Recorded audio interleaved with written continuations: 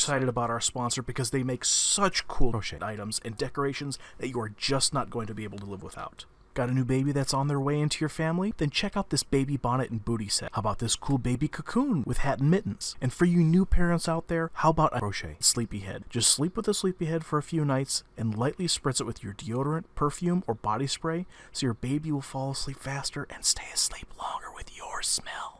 How about a Baby Yoda for your child or grandkids? Or even a Scooby-Doo dog for your child's forever home? And with winter on its way, Love by Stella also makes a cornucopia of blankets. And you know what? That's not all. Love by Stella also does custom designs. Take this kid's drawing, for example, that he did at school one day, for instance.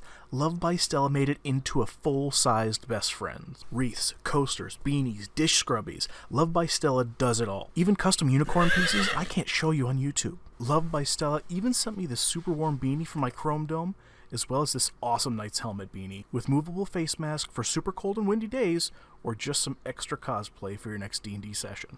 And it's all super easy to order. Just go to Facebook and search Love by Stella and scroll down to see all the different items she has to offer. You can even ask her a direct question through the messenger function or even send her an email message directly. They're quick to respond and they take pride in each and every one of their handmade products. And now, back to the episode.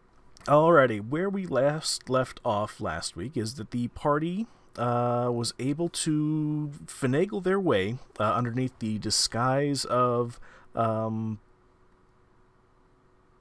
basically individuals who were basically doing some type of inspection, inventory search, all that, and was able to convince a shit ton of kobolds that they were there with the intention to replace their weapons, as their requisition forms for real crappy weapons had gone through.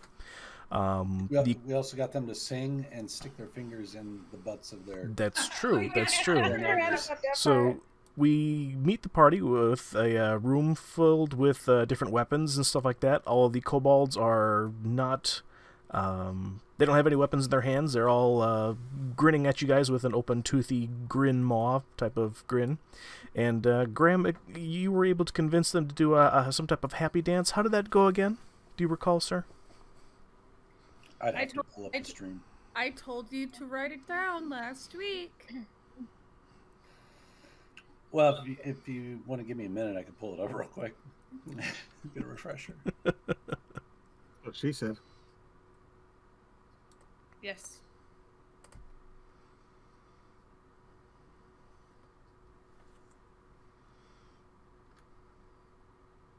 I'm just imagining, Dragoon, when you're editing this, put the Think song over from Winnie the Pooh when he goes think, think, think, think. That's entirely possible.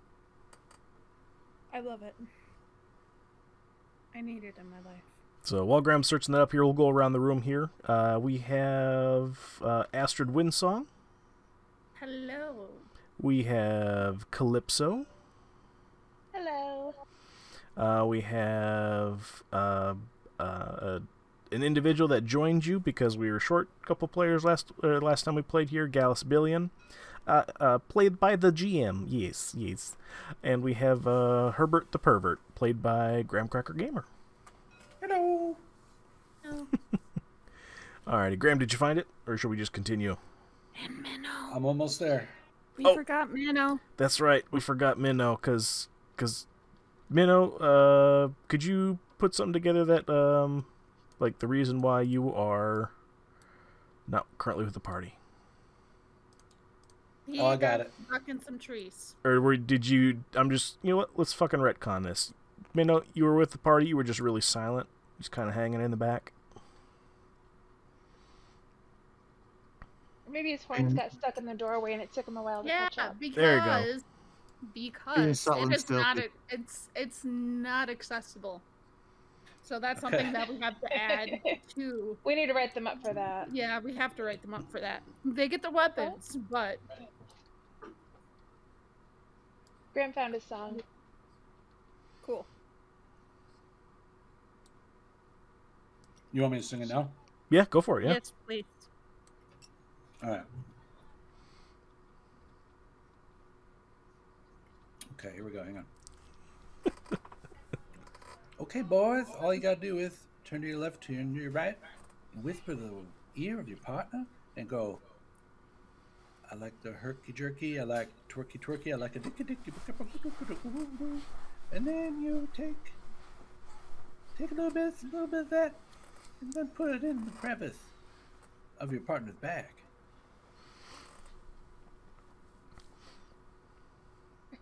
Yep. Yep. Good soup. That is most certainly the one. So you find yourself in a room that is now becoming more and more stinky. As all of these kobolds, since you're very convincing, of course, all have their right hands are all, they kind of got a little bit of a smear on it, and so does everyone's back at this point here as well. Okay. So what do you guys do? You guys are in a room filled with kobolds, you have a whole bunch of weapons in front of you, and it's getting more and more progressively stinky like feces. Good soup. Well done, everybody. With that, I think that we're going to move on to inspect the rest of the castle. You all go on back about your business. Did you say inspect or infect? Inspect. Okay, we'll make sure we got the right word in there. Okay. All the kobolds, they go ahead and say, yeah, that was kind of a weird song. We better go wash up. Yeah. So you see all the kobolds, they kind of start to shuffle off, and the one that was on the ground that had the swollen tongue, he kind of gets up and kind of lazily drags himself off and away as well. Oh, that's right. We cured him. Yeah, because of the penicillin from. Your water bottle is tripping me out, Graham. I'm like, what? It appears like magic when he's thirsty. Yeah. Wow, magic. What about up here? Nice. Do you believe in magic? Come here. In the young girl's heart. Why did he poison himself again? He set up a trap, right? Your audio is coming through Calypso. So Yep. he cleared all the traps first, right? And that's why he poisoned himself. He's like, I just thought I would. Mm-hmm. Yeah. Yep. He went ahead and cleared a trap that was in the hallway to requisition a new one. In the process, however, in his haste, it accidentally went off and kind of got him in the mouth. That's what she said. So now I'm thinking, where did they go? Where did they disappear to? They went off to their respective rooms. Into area number 3. There's 2 3s. Yep. So there's a couple kobolds in room number 3. There's a couple in 6, and there was a couple in 5 here as well. All right. So I'm gonna guess that we have all the weapons from all the rooms. Would we? Does anybody think we need to go check out the rooms, or do we need to go check out another area? Should be good. Oh wait, we got a map. The guy showed us on the map what was all going on. Right? Our map. There's- Yep, it's the map. It's the map. It's the map. It's the map. It's the map.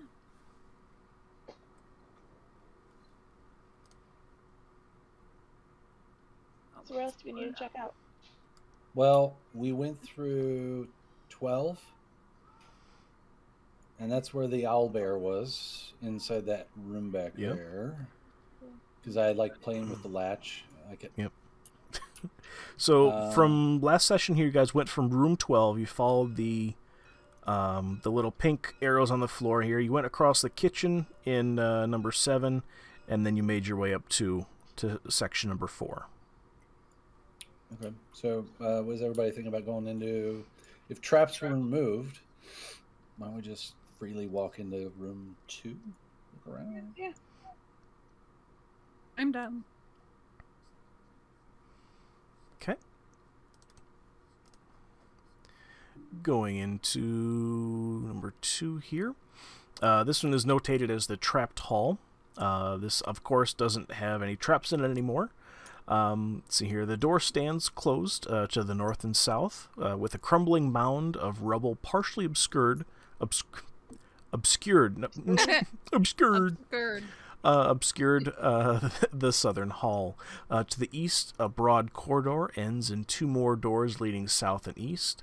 The corridor is cluttered with dusty rubble and fallen plaster from a partially collapsed ceiling overhead. So you have the front door going out to section number 1 here. You have the doors over here, door there, and you have a door sitting right there as well. Oh, and another one right here, but that leads into the kitchen area that you were just in. Do we want to go into 6? Or not, because they already brought us the weapons and stuff from that area? Well, they brought us the weapons, but I wonder if there's like any thing that's not a weapon. We could potentially just say we're continuing the inspection and check out 3 briefly, check out 6, or we could split the party up and each of us take a room. I have an idea. How about Never split up. How about we go in the room together and we tell them all that we need them to get the kitchen ready and nice and tidy for us, and so that'll keep them busy. That's a good idea. Then we can just do a quick investigation in each room and move on. Yep. All right, who wants to be the spokesperson? I vote Calypso. Okie dokie.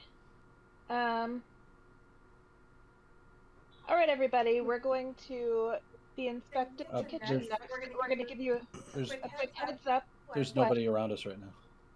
Well, put us in the room. Oh, okay.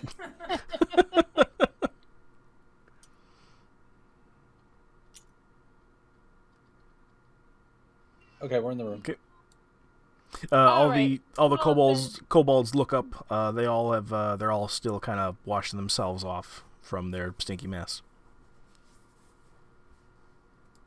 All right, everybody, we're going to be inspecting the kitchen next. Since you've been so cooperative, we're going to give you the opportunity to do a quick tidy just in case you feel the need to straighten up to make sure that you get full marks in your inspection. Oh, it's cool, yeah, it's cool, yeah. So they go ahead and they head on out over to the kitchen area. You hear them kind of jostling, a little bit here and there. This is area number 3, so it's going to be you guys at a base level here. You see old casks of salted meat and stacks of rotting grain fill this storage area. Among the supplies, you see a bloody suit of chainmail, a heavy crossbow, and you don't see a heavy crossbow, but you do see the bloody suit of chainmail because you already have the heavy crossbow. Let's see here. And that's what you see. Other than that, you have also a heavy crossbow and a long sword with the emblem of Neverwinter on it. That was in that pile of stuff that you guys took, since they brought all the weapons to you. So you're basically looking at a room full of rotting supplies with a bloody suit of chainmail in the room there with you.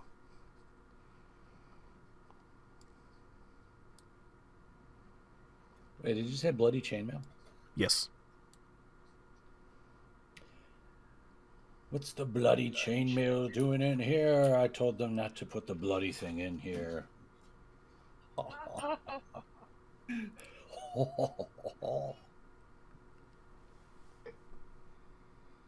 Come on, that was funny. It was very funny. Should we check another room while we're waiting? Or while they're out of the way? I'm going to put my head under the table here. There's a table here. I want to look underneath it. Graham, as you put your head underneath the table there, you just see kind of like bits of like old rotten food that were not fully eaten. Little pieces of rotted fruits and stuff like that. Just basically things that they weren't all that tidy. I'm gonna roll investigation and smell a piece. Okie dokie. It's soup. 14. Okay. No bonus. As you smell a piece of it, you're actually pretty disgusted by this. It actually is pretty rotten. It's still a little bit juicy, like it's been there a good 3-4 days. Do we want to save this for our buddy down in the dungeon?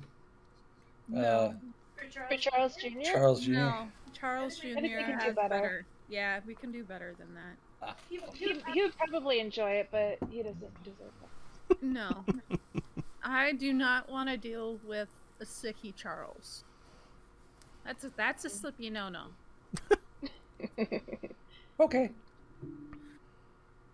Very kind of you to offer that. Yes, absolutely. Gold All right. star. Did anybody roll investigation or anything inside this room, or do we just? I will. I'll roll.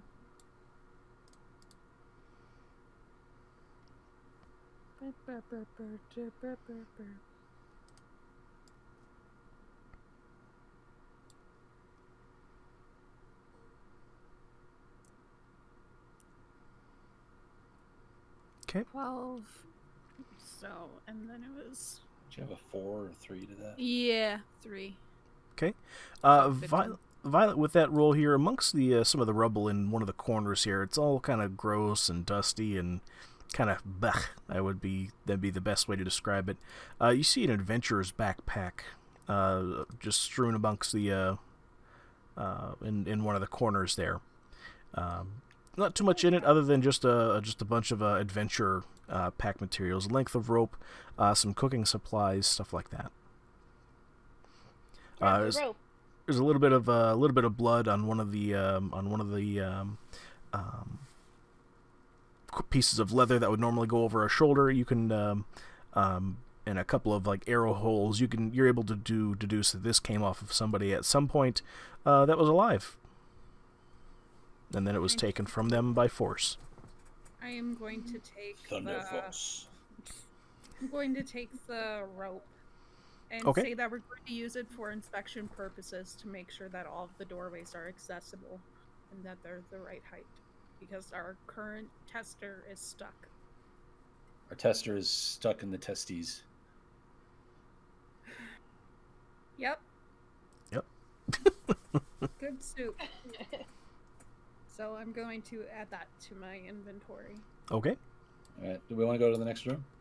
Yes. Yep.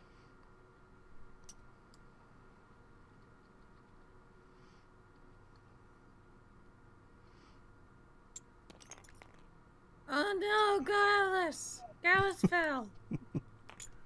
Oh no! We landed on him!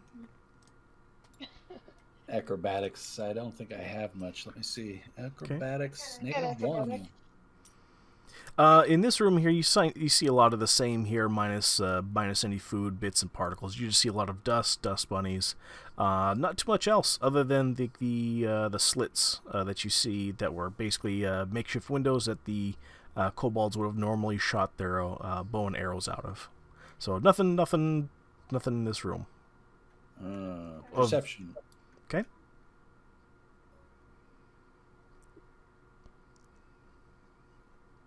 That, my friend, is a 17. You notice a couple of extra dust bunnies in the corner, Graham, but nothing of note. Okay, so there's nothing in there. All right. You all want to go to 6? Yes. Yep. I assume there was a couple of kobolds in number 3, but I assume you gave them the same spiel of Oh, yeah. go to the kitchen, basically. Yes. Okay. Go to the kitchen, laddie. Go help your fellows. Okay. Now you guys are number 6 here. You come into a whole bunch of kobolds here. They're just still kind of brushing themselves down, kind of getting a little bit, less stinky. Description-wise here is that the western portion of this large hall ends in a wall of rubble, but the remainder is still intact. This must once have been the castle banquet. Wait, hold on. Is that the right number? Am I reading the number? What's the number in this room? Is it number 6? Yes, it's number 6. Sorry me. This must have once been the castle's banquet hall, with a soaring ceiling about 25 feet high, with 2 large wooden tables with plain benches stand in the middle of the room. This can't be right. Hold on. I think this is the wrong room. Hold on. This technically... No, that's number 6. Why the fuck is it? The dungeon master is swearing everybody. He must be Pardon? very upset. No, because sometimes I've noticed typos in this module as well as inaccuracies, but I'm too lazy to report them to Dungeons and Dragons, please. Make sure your aim is true, otherwise you will make her upset. Yes. So this must once have been the castle's ancient banquet hall with a soaring ceiling about 25 feet high. You see two large wooden tables with plain benches stand in the middle of the room, and a brass brazier full of glowing coals is tucked into one corner. You see dirty dishes, half-full stew pots, moldy heels of bread, and gnawed bones cover the tables. When you say stool pot, is it a place where stool goes, or is it what is it? A brazier, basically, it's going to be a place where people would go ahead and cook food, essentially. Why do you call it a stool pot? I don't think I said stew pot. Oh, Pardon me. Half-full stew pots, basically pots. Stew like, pot, not a stool pot. I was No, like, it's no, a pot full of that's- stool. Ugh, nobody Nice wants to eat that. No. Wow. I'm Basically, gonna have it's fun looking for a picture of a pot full of stool. I'm gonna plant that right there and go.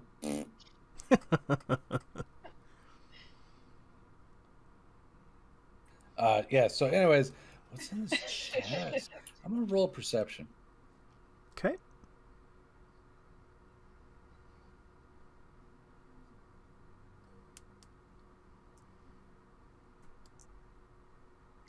That is a 13. Okay. Not too much in this room here whatsoever. Just mainly the beds, the tables, and the stew pots. What's this over here? That's a little preparation table. Has moldy food on it, moldy heels of bread.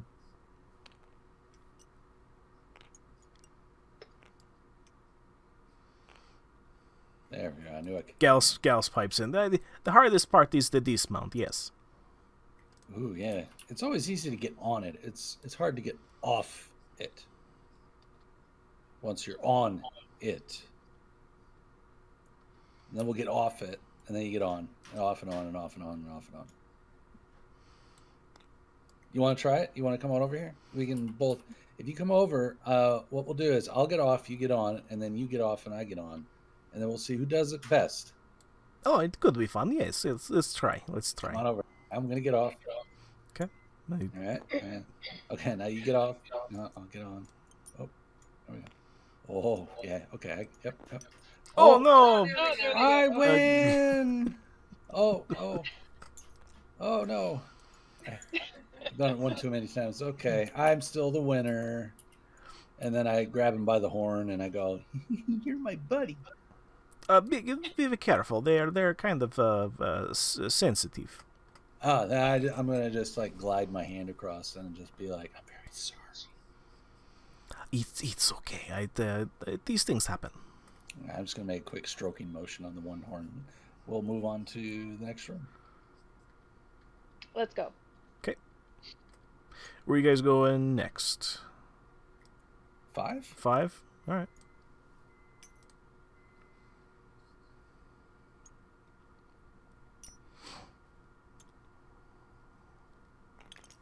Okay.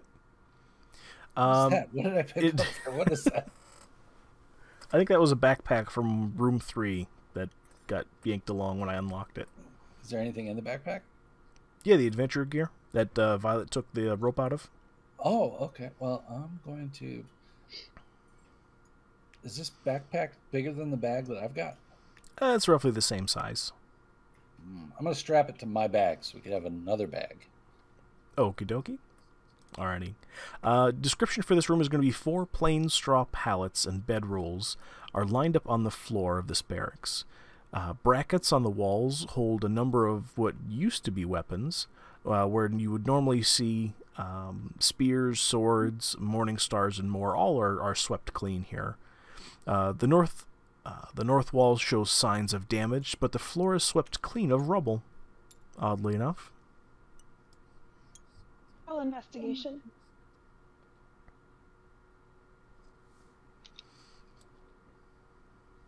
Dan? What's your bonus? 4. She rolled a 10. Oh. Hey, you're the one that decided to leave the room. You lost your magical powers. Oh no. Oh yes. Connie, tucked in one of the corners here is a health potion that you can see. I'm gonna snag that. Can I take a closer look at these barrels over here? In the Sure. boxes? Sure. Roll. What do I want to roll? Perception? Yes. Or investigation, because you have a specific target. It's a 16 for perception. It's a 13 for investigation. Okay. With that, Graham, you're able to see that these are barrels of the Lion Coster Inn back from Phandalin. The symbol on the side of it is actually it's worn down quite a bit. It's almost hardly legible, but you're able to put together 2 and 2. But you were able to see that this is 3 casks of wine. Of wine that are about half full at this point here. The angel's share is it's basically it's evaporated about halfway. That's not the angel share. The angel share is what gets absorbed in the wood. Right. Do we need to do anything with this? Because I feel like we might get rewarded if we say we found this. But then again, it's already half gone. So Well, I can pull out my magical wine bottle and fill it up. Is it going to be the same wine? It's a custom blend. What were you looking at while you said that? I was picking up this blanket. Oh, you're looking at me. Are you looking at me? Look at me. Yeah, you're looking at me. Okay. Just want to make sure. I want to make sure it wasn't an invisible man in this room with us that you like to look at.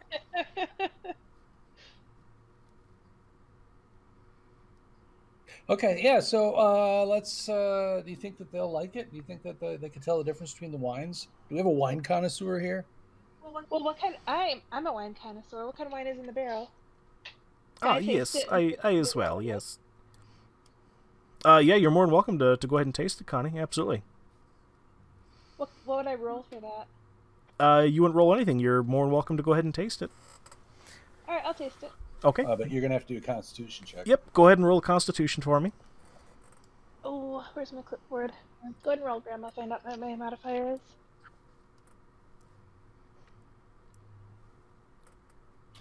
I don't think you're going. Plus 2. 7. With a 7, Connie, as you taste this wine, you instantly notice that it's no longer wine, but tastes more like vinegar. This wine has gone incredibly sour, and now is more of like a gross mess, and you vomit all over the floor. It's actually quite a lot of vomit. Guys, don't drink that wine. Galus? Yes, Gay. yes. Hey, Gay, can you go help my stop the vomit? Stop the vomit. Yes, let me help. No, it's better to let it all out, especially if you eat things that are gross here. Let me assist you. Yeah, stick your horn in your mouth. Gals comes over and holds Calypso's hair. Yeah, pull that hair. Pull it back. Just like pull. No, just hold it. And pull it back. And then go, yeah. There seems to be a lot of dialogue coming from Herbert. Is this normal? He has a lot of things to say. And then pull it some more, and then just go, who's your daddy? His vernacular reminds me of bedroom time fun. Yes. And then tell her to vomit some more, because she clearly isn't getting it all down. Was this 2 elves, really 1 cup? Weird soup. Yeah, this is It tastes like vinegar, Graham. It's. Okay, we can move on now. I'm not drinking any more of that. We're gonna be done here. Oh yeah, okay. I wasn't talking about the vinegar. Okay, so let's go to what's in room. What do you guys think? You think you want to go in the 9 or the what I'm assuming is 8? 8 is great. Yeah, 8 looks like the little peanut. 9 looks like a number 9. We could go in numerical order. Yeah, why Yeah, don't we let's go. do Let's do 8. numerical? What do you think, Minnow? 8 is great, but 9 is fine. I like how this one thinks. Where's the door? The door to okay. number 8 is right over here, and the door to Doors number to 9 is right in front of you. Well, technically, we could go through 9 to get to 8 because there's a curtain there. That's true. Let's do that then. All right. Okay. Number 9 here. This one was marked as the Kobold Shrine. This chamber occupies the northern tower of the castle. A stone altar stands in the middle of the room, covered with blood-stained black cloth. Golden ritual implements, a chalice, a knife, and a censer are carefully arranged on top of the altar. 2 archways to the south are covered with heavy curtains. Sensor. Think I of wanna them as roll like religion. dosing rods. Like when you like Can I roll the old. religion on the altar? Yes, absolutely. To see what you remember. What was it again? I'm sorry, DM. They're like dosing rods. Think of Oh, it. is Think that- of those sensors as dosing rods, right? Are those what you put in your closet? Nope. The The old. bell rod. You can put them in your closet if you'd like. What is it? What do you do with them? What does it do?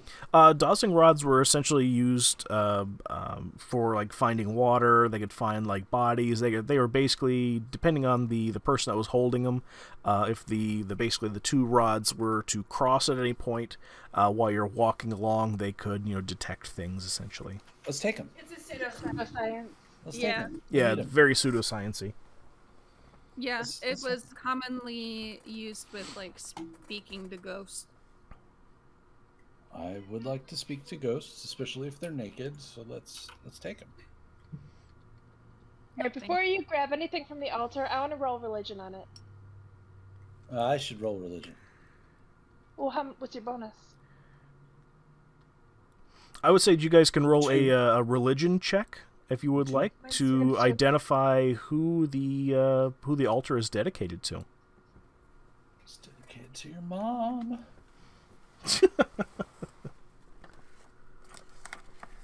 I'm rolling for myself first. Let's see what I get. Okay. Does everybody want to roll or? Yes, please. Yeah, I'll roll 2. I got a 13.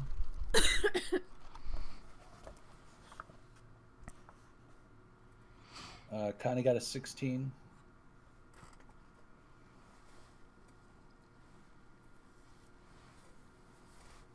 This is actually kind of nice. Violet's got her new computer. I don't have to roll for her. Yeah. 13 plus 0. Okay. And Connie, you had a 16, yes? Yeah, Yeah. 2 Okay. 13s and a 16. Minnow, how about you, sweetie? I am getting nat 20, Oh. but with a -2. Okay. That's well. It's a Nat 20. yeah. It's a net 20. So you 20, right? Minnow, you know everything about this statue. You would easily identify this as the lost god. This is the lost god to the kobolds primarily. The statue being of Kurtlemak. It's Kurtulmak. And you know that legends speak of how Kurtlemak served as Tiamat's vassal in the Nine Hells until Garl Glittergold, the god of the gnomes, stole a trinket from the Dragon Queen's hoard. Tiamat then sent Kurtlemak to retrieve the trinket, but Gnarl Glittergold played a trick on him, collapsing the earth and trapping the kobold god in an underground maze for eternity. Go back and say what you said about the trekking. Turtleneck. Yeah, say that whole thing, but say it a little bit faster. See if you can... Kurtlemak? Yeah, you gotta say the whole sentence, but you gotta say it faster. Which, do you want me to just read it again?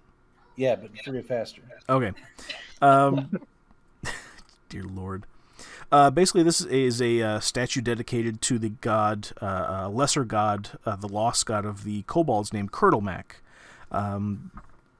Minnow, you would know from your experience that legend speaks of how Kurtlemak served as Tiamat's vassal in the Nine Hells until Garl Glittergold, the god of the gnomes, stole the trinket from the Dragon Queen's hoard. Yep, precisely. And that Tiamat sent Kurtlemak to retrieve the trinket, but Garl Glittergold played a trick on him, collapsing the earth and trapping the kobold god in an underground maze for eternity. And for this reason, you know that kobolds hate gnomes and pranks of any kind. Kurtlemak's most devoted worshippers dedicate themselves to finding and releasing their lost god from his prison maze. I'm going to loop that. I'm going to find that. I'm going to go back. I'm going to loop it and turn it into a song somehow. Oh, you're gonna auto-tune me describing Kurtlemak? No, I'm just gonna make a song out of what you said because you're like Kurtlemak, turtleneck, girdleneck, girdle lord. Oh, jeez. There are all these like things that sound very similar, and then he's like trick the Turk, the tick.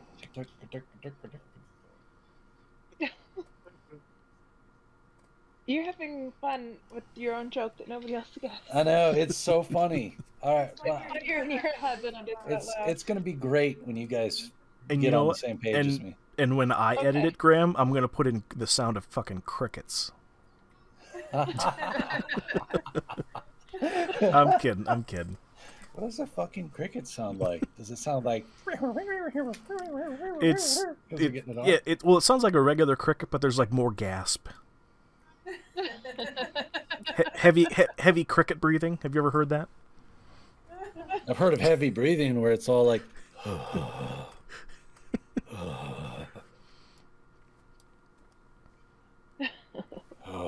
And folks in the chat, if you can send me a clip of what crickets sound like having sex, I will send you $1,000. Goodness gracious. So yes, that's what you see inside of this here. Minnow, I assume that you let everybody else know and this, that, and the other. Yeah, about Kurtlemak wearing a turtleneck, wanting his gar back. I'm gonna laugh if at the end of him telling us everything he lets out a. Agent Taco 1112. Graham wife. Yes, Taco, that's Graham's wife. Yes. Yeah, so what do you guys do? You guys are in a room with a statue with a Agent Taco statue of 1112. Kurtlemak in it, and British there's man. you see a chalice, a knife, and the censer, and the statue dedicated to Kurtlemak. You know how the Pillsbury Doughboy, they poke him in the belly? I'm gonna walk up and poke him where his weenie's at. Okay.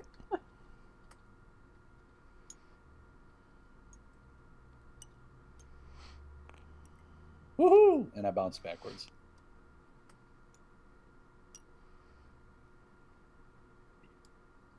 Alrighty. There's nothing happens. You touch the Agent Taco statue's 1112. weenie, and nothing happens. Hee nice hat Let's minnow. see if this makes it happen. Balls.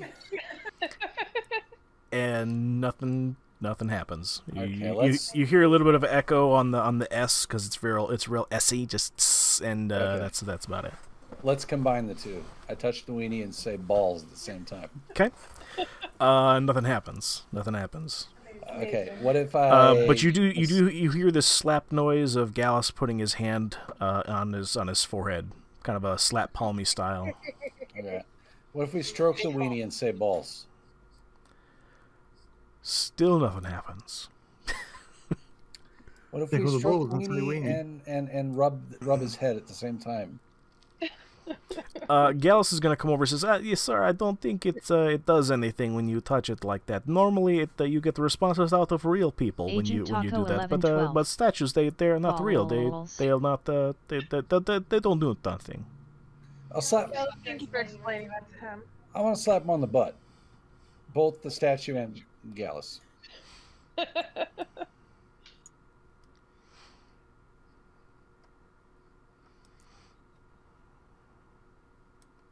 Okay. You slap the statue on the butt, and still nothing happens. I slapped Gallus on the butt too. Did anything happen? When you try to go ahead and slap Gallus on the butt, he does. Give me a second.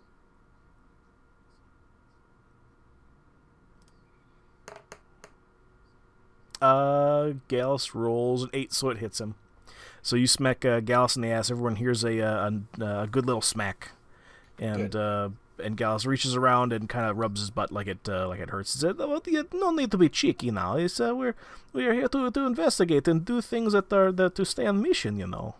There's no chickens here. No mission with an M. Oh, we're on a mission, but there's no chicken in the mission. You said chicken. No need to get a chicken. Correct. You are correct. There are no chickens. There are no chickens. Your accent is really, really Eastern European. Let's go. Agent Taco 1112. All right. So who wants to go in Whack the the statue. peanut room? Let's go. I am so glad that you guys moved on. And I'll tell you guys why after you guys are out of this dungeon. Okay? Alrighty. This is notated on your map with Dark Hall. Description comes off as this high, narrow hall looks as if it might have been part of a chapel or shrine at one time. Angelic figures are sculpted along the room's upper reaches, looking down on the floor below. To the north, heavy curtains block a matching pair of archways. Between the archways is a cracked but ornately carved stone brazier. What does the brazier say? Church of... Calypso, I just now realized your boobs are huge. Can we focus on our mission, please? Right, yes. Let's see. Oh my god.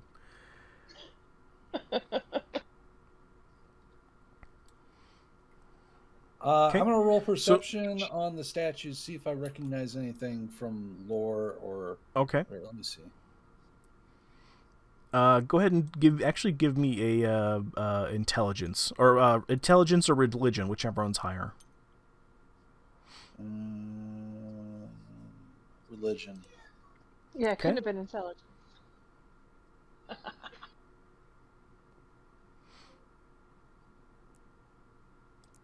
Snaps for Connie. I rolled an 18. Okay.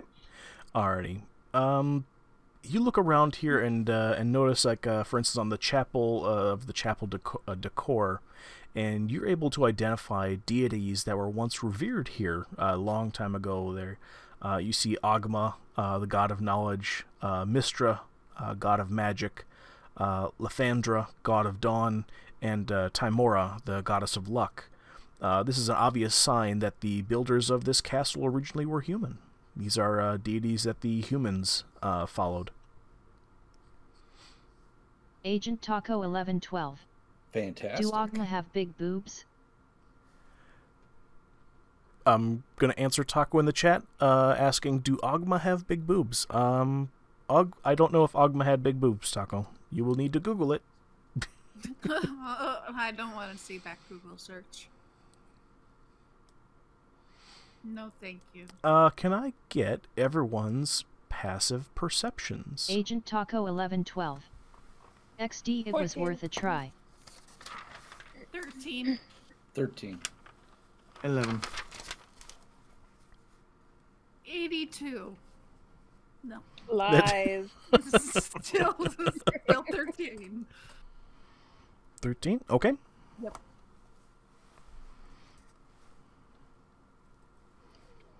Alrighty. Everybody roll me initiative. Oh, no. No. Fuck this nonsensical.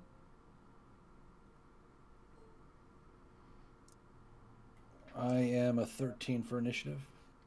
I have a +4 to initiative. 17 plus 3, so 20 total. Calypso the 1 does. Sorry, one still count? go through these again here. Minnow, what was yours again? What did you roll? I got a 15 plus 1, 16. 16? Okay. Astrid, what did you have, hon? 20 total. Jeez Louise. Calypso? She rolled a Control one. +4. Do you add a bonus to the one? That it's primarily like a failure, but it's not a check. So yeah, you can add it. Add whatever So your 5. Okay. Right? You said +4? Yeah. Yeah. Go 5. Okay. And Cade, I have Cade written on here. Leroy, how about you? What did you roll? 13. Okay. Leroy is Herbert. Yep. Sorry, these notes were written like over a month ago. So let's see here. So we got Astrid's gonna go first. Minnow goes second. And Leroy goes third. Oh no! Calypso Wait a minute. goes. I have an idea. Before we get into combat Agent here Taco and start 1112. fighting, we could always Yet call I in think the I spelled kobolds. Ogma That way wrong. we have all the Choose it came weapons. up with the turtle from Ninja Let me Panda roll. movie. We don't even know what we're up against yet. Gallus is an 11, so he's gonna go before. I think we're up against this Calypso. giant plant thing from Little Shop of Horrors. Little shop of horrors. Okay. Little Shop of Horrors, Little Shop of Horrors. My goodness gracious here. Alrighty.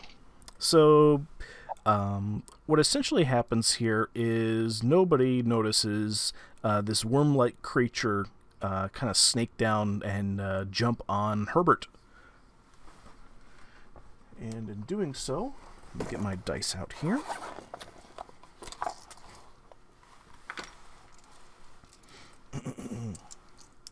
In doing so, he gets a surprise round on Herbert here. Bear with me. Agent Taco 1112. Little Shop of Hose. Oh, shit. This creature rolled a 20. Jesus. Nice. So he gets a crit. Okay. Herbert, no. I guess it's his critter. So with a crit, that's, let's see here, +4, 24, I assume, hits, Graham? Yeah. Okay. Bear with me here. And does a... He's going to take another... basically, he's swipes at you with a tentacle and hits you. And he's going to take a whack at you with his beak. He's going to take a bite at you with his beak. Does a 6. Does a 6 hit? No. Okay. Then with his tentacle, you're going to take 2, 6, 7, 8 slashing damage. Okay. And that puts me at 14. I'm gonna toss you. Well, I can't do anything yet. Oh wait. Okay. That's going to be end of his turn, which brings us back to normal combat. Astrid, you're up. What you doing, honey?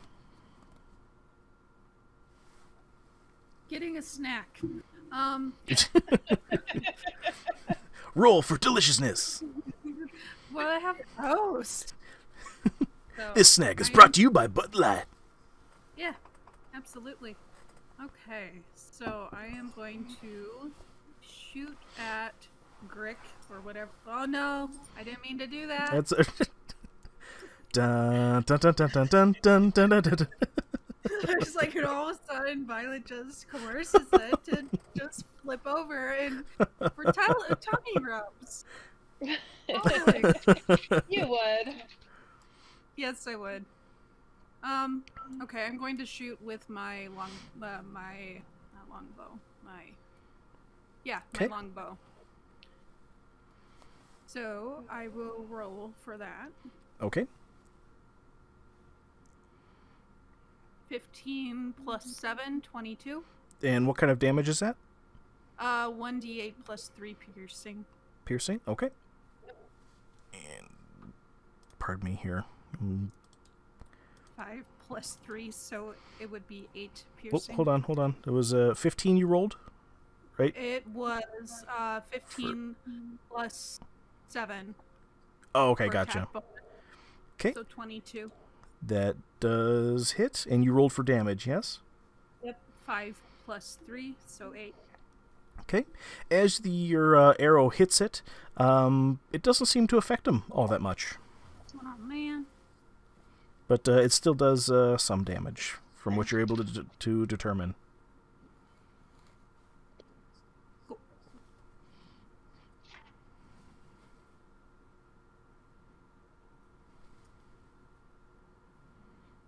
Who's up? Okay. Next person up is going to be Minnow. Well, Minnow's going to approach said creature. And he is going to attack it with his longsword. Let me make a suggestion. I think physical damage doesn't do as much to this thing as something else might. I'm just going to guess based upon magical damage. I'm going to guess based upon her last attack. Oh, this is a longsword +1, so it's magical. Ooh, all right. Yep. So I shall find some dice. All the way over here. And 8 plus 8 does a 16 hit. It does, yes.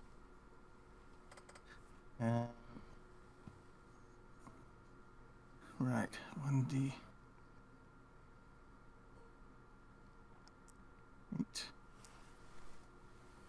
plus 6 would be 8 damage. Okay.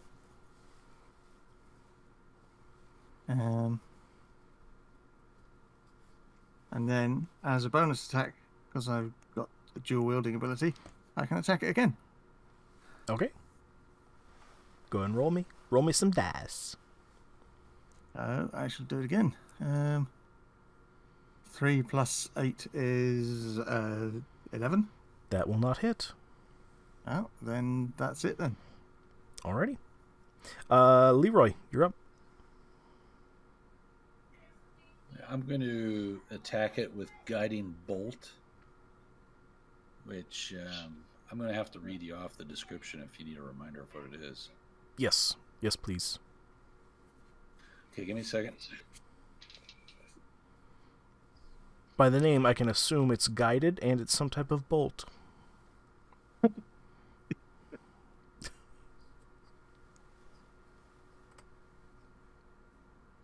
Flash of light streaks out toward a creature of your choice within range. Make a ranged spell attack against the target. On a hit, the target takes 4d6 radiant damage, and on the next attack roll made against the target before the end of your next turn has advantage thanks to this mystical dim light glittering on the target until then.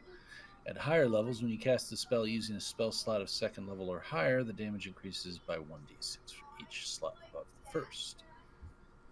We are level... What level are we? You're level 4, if memory serves correctly. And for level 4, we're at second level spells now? Or first? Depends on how many spell slots and what type of spell slot you have, Graham.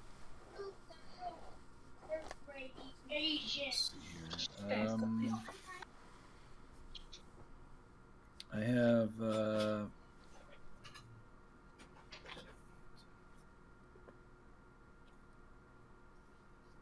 I have 8 prepared spells.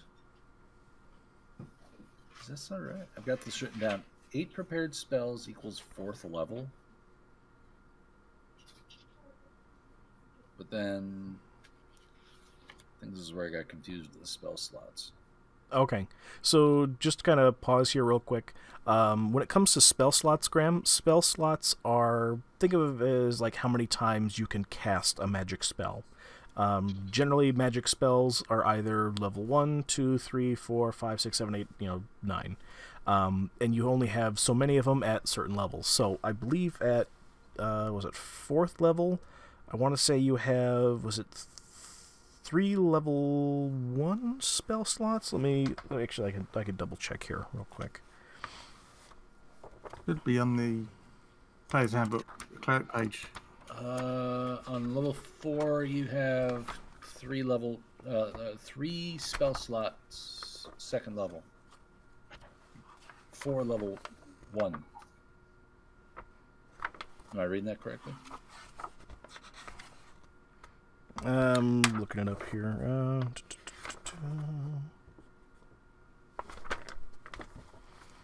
I need to get my other book out here.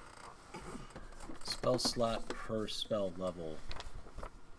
First level, 4 slots. Second level, 3 slots. Yeah, 800 PHP page 57.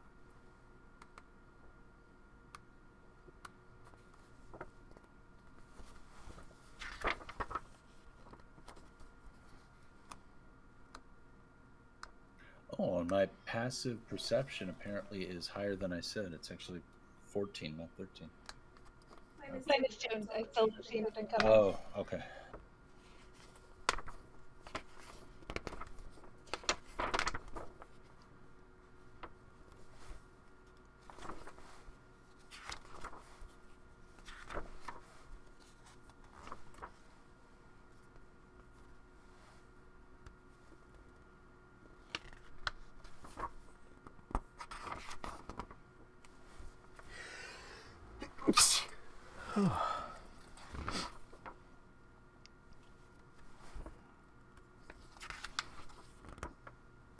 Graham, do you have the player's handbook handy? No. I mean, well, I could probably find it. All right. Minnow, do you have it handy? Yes. Okay. What does he have for spell slots at level 4? Level 4 is +2 proficiency, 4 cantrips, 4 first, 3 second. That's right. Cool. Cool. All right, Graham. So, Do your thing. okay, so then if I make this a second level spell, I can cast it 3 times. What does it say at high levels? When you cast this spell using a spell slot of second level or higher, the damage increased by 1d6. But you said each slot is the amount of times you can cast it, right? No. It's when it says just as the spell dictates at higher levels. It does. It sounds to me like it does an extra, like a 1d6 in damage. Oh, yeah. But so can we go back to explaining the slots? Because you said, depending upon the number of the slot, is the amount of times you can use it. Right. You'll have. Okay. So you'll only have so many slots that you can go ahead and cast things at, and it's either going to be at first level, which is the lower level slots, or the higher level slots will be your level 2 slots. Oh, so what you're basically saying is I can only have 3 spells that are at second level, and I can't just be like, well, I'm going to use this at level 2, and then I'm going to switch over to this other one that's at level 2, and have 4 that magically pop up throughout the thing. I have to keep 4 at level 1, 3 at level 2. Correct. And keep it that way. Okay. Yep. And then depending on whether you cast a spell at level 1 or level 2, it may have different effects depending on the spell. I got you. Okay. Now that I am clear on that, I apologize for sounding really stupid, but my caffeine kick is wearing off. So that's all right. Then I'm going to say that this is one of my level 2s. Erroneous_gaming. As such, 'cause it's at Violet's Gem, thanks for the gift sub. So then that would mean... Thank you, Violet. You don't have to do that. I appreciate it. Thank you. That would mean that damage increases by 1d6. So I'm going to roll if I hit, right? And then so it'll be 4d6 plus another 1d6. Correct. Okay. So spells, I don't roll for hit. My spell is based upon my wisdom. Yep, which I believe is 13. Plus 1. Okay. Violet's Gem. Or no, I accidentally DC'd. Sad face. Is this your passive? Passive? It's good. I believe. Look, because I had your character sheet. I believe your spell thingamajigger is 13. Yes. The saving throw DC to resist a spell you cast is 13. So yeah. Spell casting ability for yours is wisdom. Let's see here. Wisdom is your spell casting ability for your spells. The saving throw DC to resist a spell you cast is 13. Your attack bonus when you make an attack with a spell is +5. See the rulebook or rules for casting your spells. If I don't roll for attack, on a spell, how do you do the +5? Well, you're going to go ahead and cast the spell. It automatically, I believe, is... Was it 13? If you're casting a spell, you still roll your d20. You just add +5 to it for spells.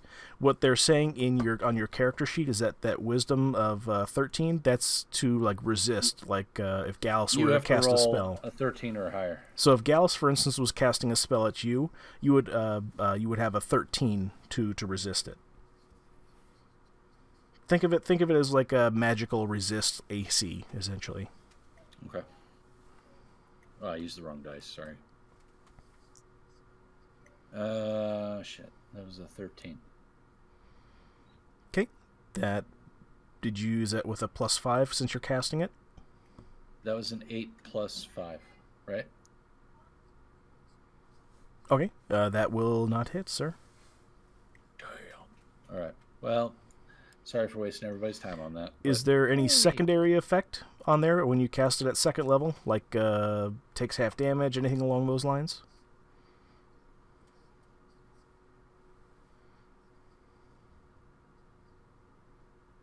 Just says the damage increases by 1d6. Okay. And the next, well, that on success it hit, but I didn't hit. Okay. Alrighty. Anything else that you want to do then, Leroy? Yeah. Let me just see here. See if I can use a cantrip because that would be my action. Well, the casting the spell would have been your action, or was that spell that you just cast? Was it a cantrip? Or was it an action? It was an action. One action. Okay. Then... Yeah, you could do a cantrip, I believe.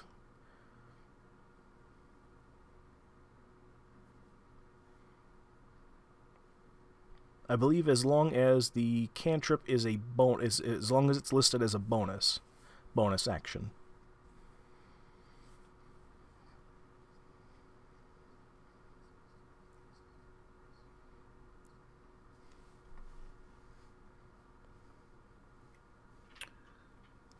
No, never mind. I'm going to...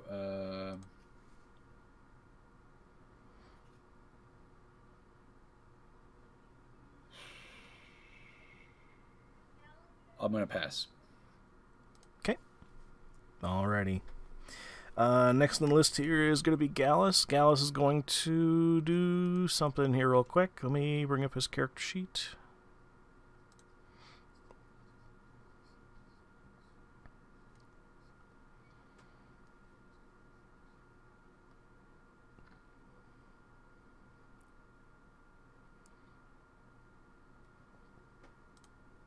Gallus is going to cast Ray of Sickness at 3rd level.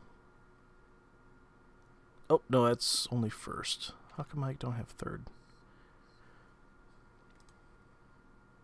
There we go. Okay, so he's going to cast that.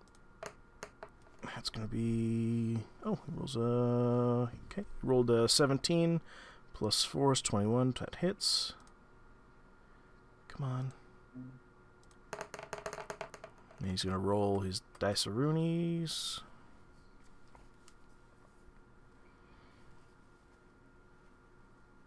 Okay.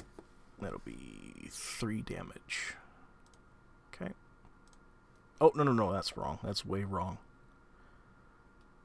What the fuck did I do? Pardon the language. Okay. Okay. And Gallus is finished. Calypso, you're up. Alright, I'm gonna use my bonus action to cast Hunter's Mark, Okay. which will deal an extra d6 of damage if I hit it. And then I'm gonna use my longbow. Alrighty. Can you roll me a d20?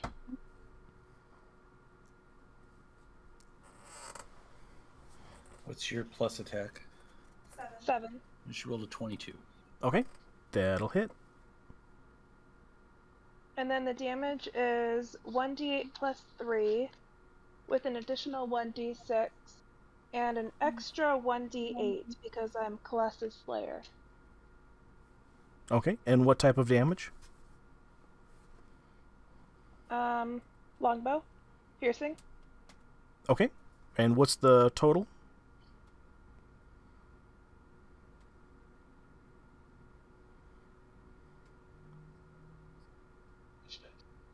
What's the total damage on that, Connie? 1d8 plus 3. We're rolling it now.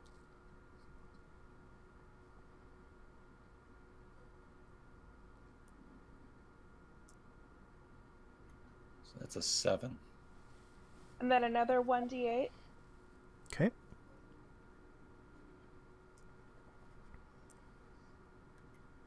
$15. Okay. And then another d6.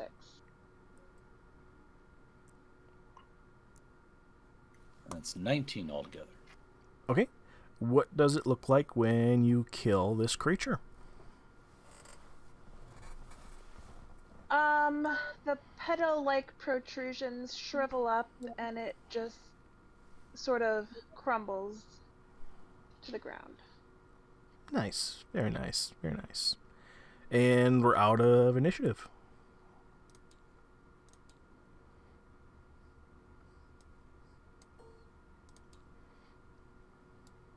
What do we want to do? I'm gonna roll investigation.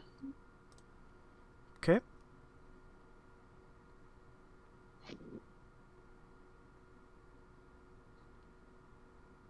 Graham's in the bathroom, so I gotta take over his chair for a second.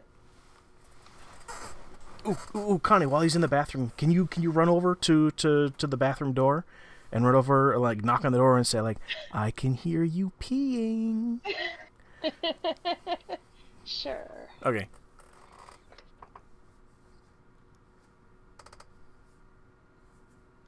Run, Connie, run. Are we going on a field trip? We are. We're going on a trip to watch Graham pee. I can hear you peeing. Yay! He's at the Good top. Jesus. I aspire to have a relationship like that. Oh, yeah.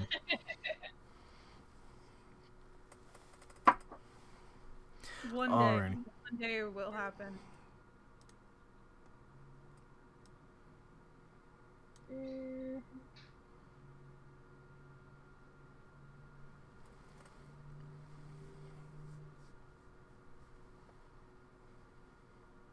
Honey, would you like me to roll for you? Yes, please. I can do that. Okay. And this is an investigation or a perception, Connie? Let's do perception. Okay. So it'll be a +4. 19 plus 4. So 23. Okay. Everything that you see in the room is pretty accurate, actually. You see the 4 stone statues here, and you see a lump on one of the carpet edges. So we're gonna investigate that lump. It might be cancer. Probably. No, carpet carpet cancer. No. It's not a tumor. I want to roll investigation on the lump. Alrighty. I will roll. And that's also a +4. Okay.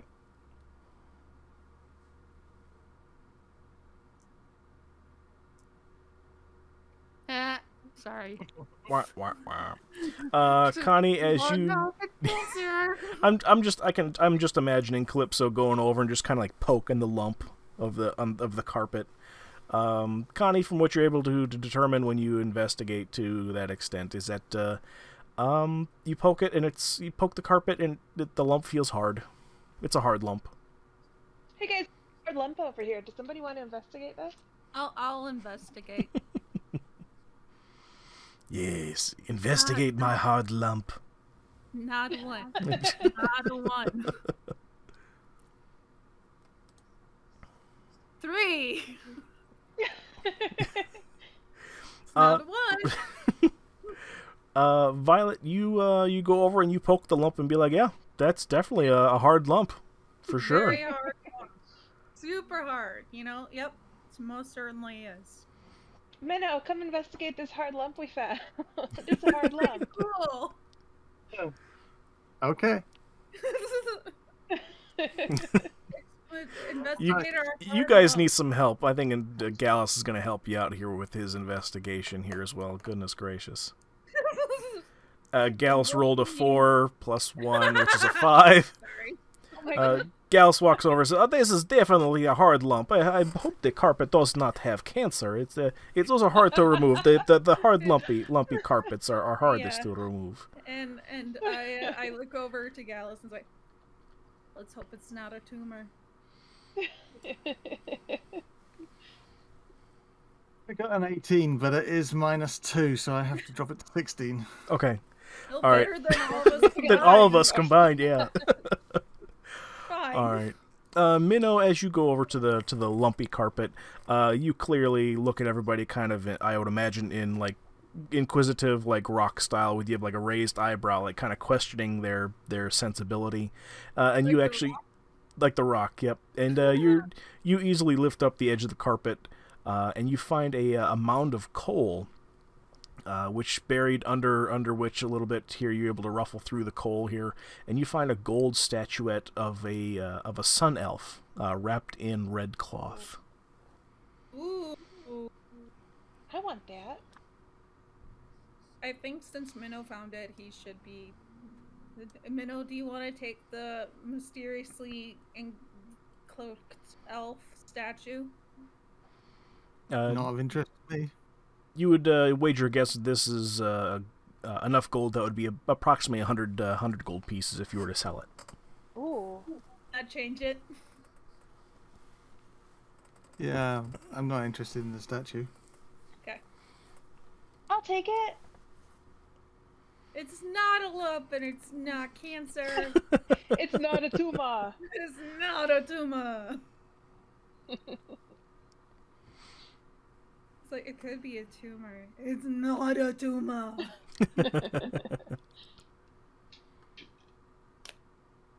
Sorry, I'm back.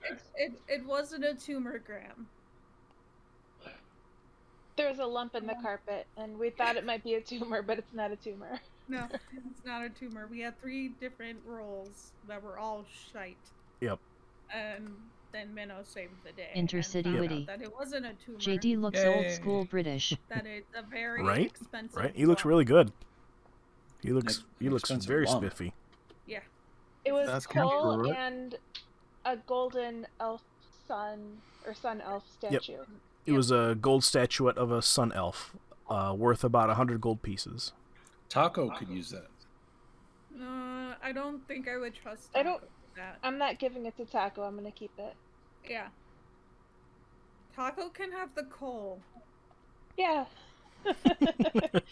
Early Christmas present. Yay! You get some coal. 'Cause Yay. Taco's been naughty. Oh no. Erroneous. That's what you _gaming. were insinuating, That's right? the idea. No. Yeah. It's not, fun. Not I in was. that Smiley face. connotation. Just Oh, I'm that- sorry. yeah. I had something in my throat. Yeah. No. You it know, we is a- still have. Let me see here. Room 9. I think we explored all the rooms now. No, we haven't been to the boss room. Oh, the boss room. Yeah, the big boss's room. In the corner. With the curtains. That nobody's supposed to go into. We need to make sure that it is accessible. Even though it doesn't really have that many walls. It still needs Intercity to be witty. accessible. Let's I had to see. drop out We because are on Saturdays, here, and I was the having a boss severe room lack of sleep is and room falling 14, asleep if I at work. recall. Well, Not that's like all right, Big Inner Bad City. Boss, Well, we know. I Minnow, let but like everybody know it was due to the sleep guy in issues. charge It's all good. boss. It's all good. Clarity is important. Yes, I think this was the yes. boss room. The big boss room. All right. Are we all on board with backtracking to room 14?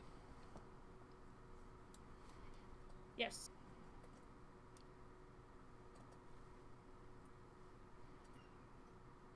Okay. Mr. DM, we would like to go to room 14 if that's okay with you. Wonderful. Intercity Witty. Go ahead and work your way Oh, there. I'm going to see Bill Engvall tomorrow. Downtown, walking fast. Oh, Inner City's here. Hey. Hi, Inner City. We missed you. Okay. I'm gonna say you don't run into the room like you have been others. As you're coming down this this hallway here and past the guys in the hallway here, everybody go ahead and give me a perception check if you would please. Mm.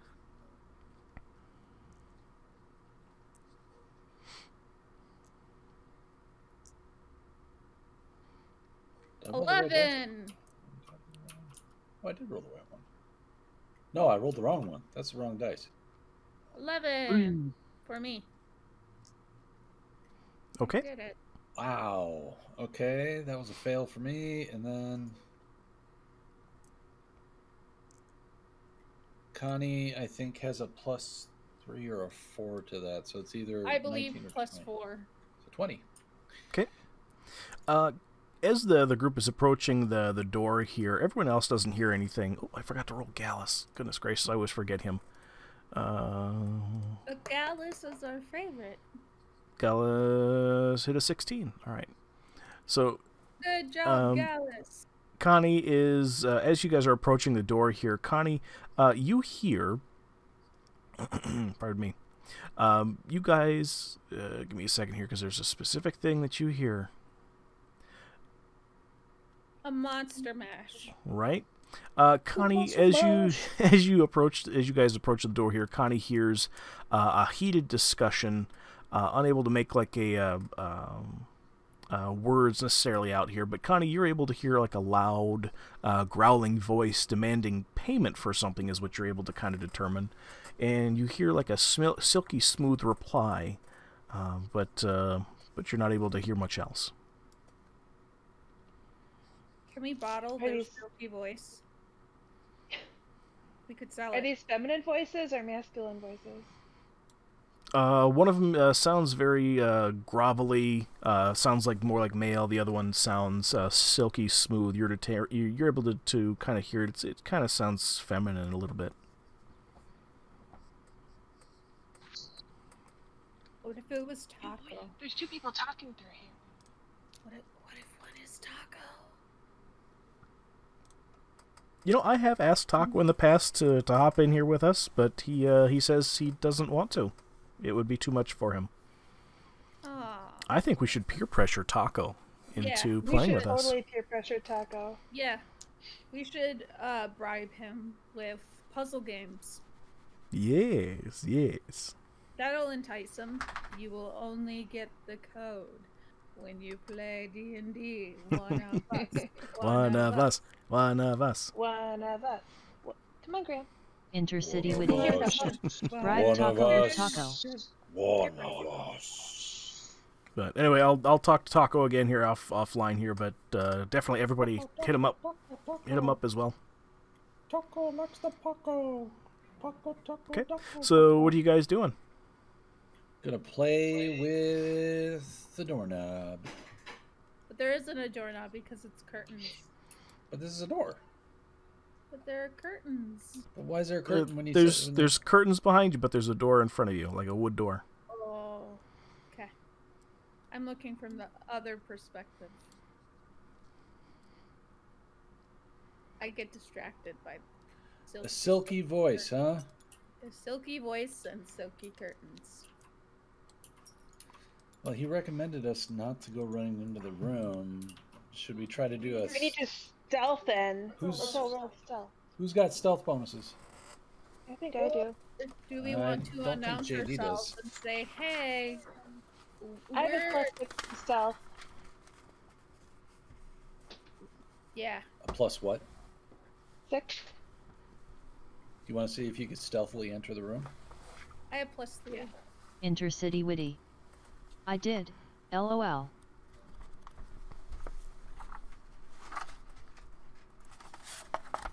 Oh, you rolled a 20. Hell yeah. Natural 20? It's not a natural. It was with the bonus. Okay, bear with me 2 seconds.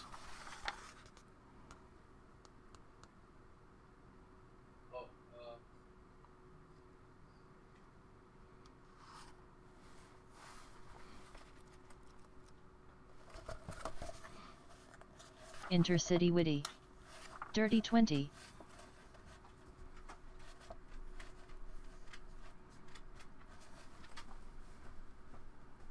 Hi, Scout. Hey, thank you. Thank you. Can I have this? Agent this Taco baby. 1112. Drop it. I Scout have been brought me a called little, happen a by little baby Graham toy. wife. There you go. Yay! you go. Good Thank girl. you. Thank you for bringing me a toy. Thank you. Show me some of them tummy Got rubs. number 12 plus 6 is 18. And that is a wolf. It didn't play my the It- cute scout clip. I haven't. I have the clips. I just haven't hooked it up yet, Violet. They're up. They're uploaded. I just haven't tagged them. I'll play it here in a second. Thank you. 3:14. Taco, we want you to play D&D with us.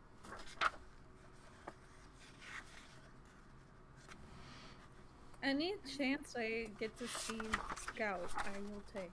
I think she's trying to tell you something. That you're using me to see Scout? No, I like your company. I just really love animals.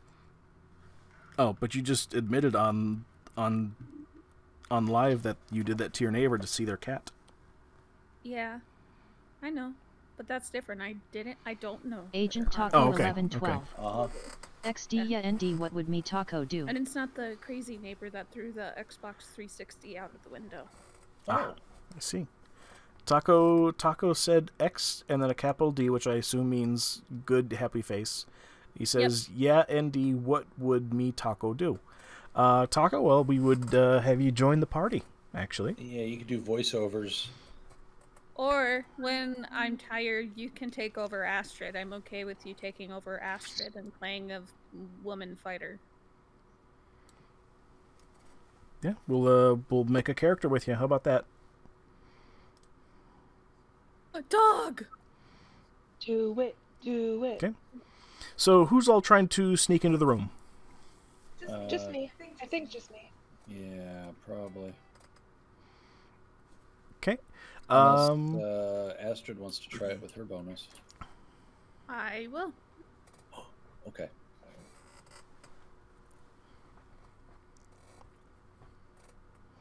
Plus 3, 22. Oh, jeez. Let's see here. And Connie, what did you roll? I'm sorry. She rolled a 20 with her bonus. Okay. Both of you are able to go ahead and sneak in into the room here as the two individuals are kind of arguing back and forth. One that looks like an old bugbear that's actually big and fierce. He's actually bigger than the bugbears that you've seen before. And in addition to that, you see a female drow as well in the room. They're arguing back and forth, and you're able to go ahead and hear it a little bit more of the conversation. Agent Taco 1112. There I'm in the VC. Oh, Taco's here in the voice chat. Yay, Taco! Welcome aboard. Taco's here. A trow? Did you say a trow? Or a drow? Drow, D-R-O-W, correct. Ooh. They're arguing, going back and forth here, arguing over price. Oh no, it's thrown off Minnow's beautiful face and top hat. Uh-oh, did it change in the... On the stream, yeah. Oh no! Taco killed Minnow. Agent Taco 1112. Not the top hat. Agent Taco Jeez, Taco, 1112. you just have to barge in uninvited. XD. I Well, mean, it's not like we literally invited Well, him. here we can. Yeah, here, hold on. I How can fix it. I can fix it. Give me a second. How dare you insinuate I barged in here without appropriation? Appropriation? I Yes! don't know. I forgot that was meant, but it's a word and it's fancy. permission. Taco, No. can I cut your hair? Yes. Maybe. No, Okay. we should braid it. Braid it So first, and then so we cut so it long off. as nobody else either joins or whatnot, it should be fixed now. So Taco, now you can't leave. Oh, okay. Good to know. You are stuck here forever.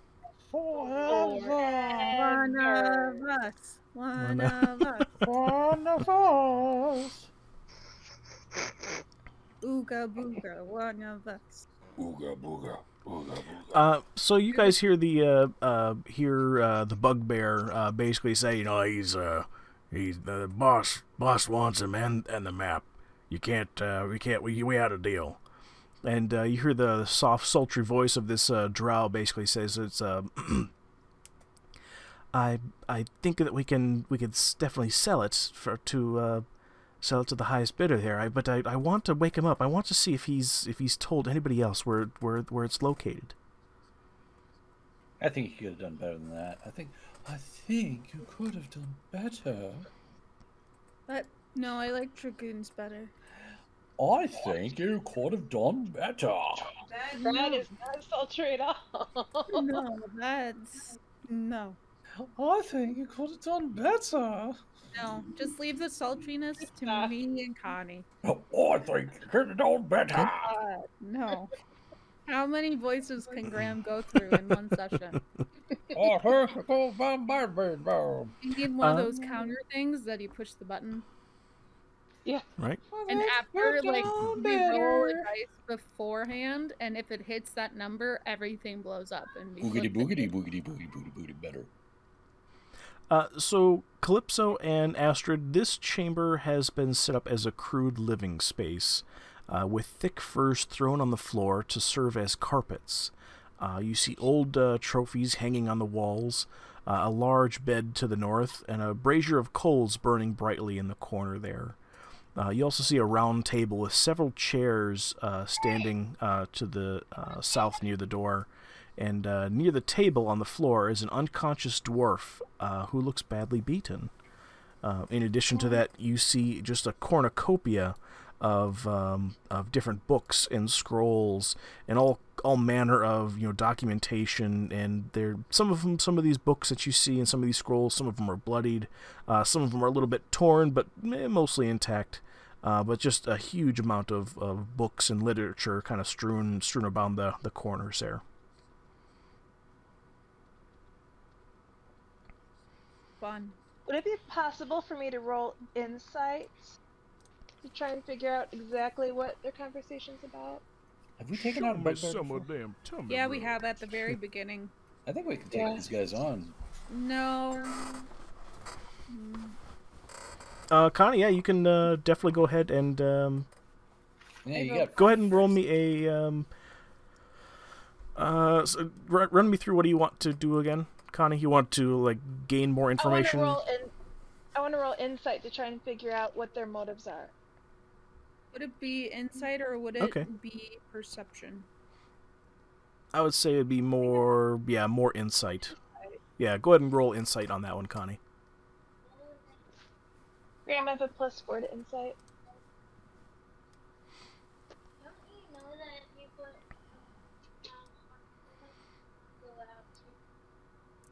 There's childlike floating head. That's natural one. Graham, throw those dice away. Throw... I think it's because our son is here pestering me about stuff. And Garrett, your head is floating. Garrett, you're a floating head. Yeah, your head. Oh, wait. Nope, you're there. Nope, you're gone. Nope, you're there. Nope, you're gone. See, you're a floating head. I'm going to Photoshop that. Oh, wow. Awesome. Violet, do you want to try to help Calypso out? Yes, Okay. I will.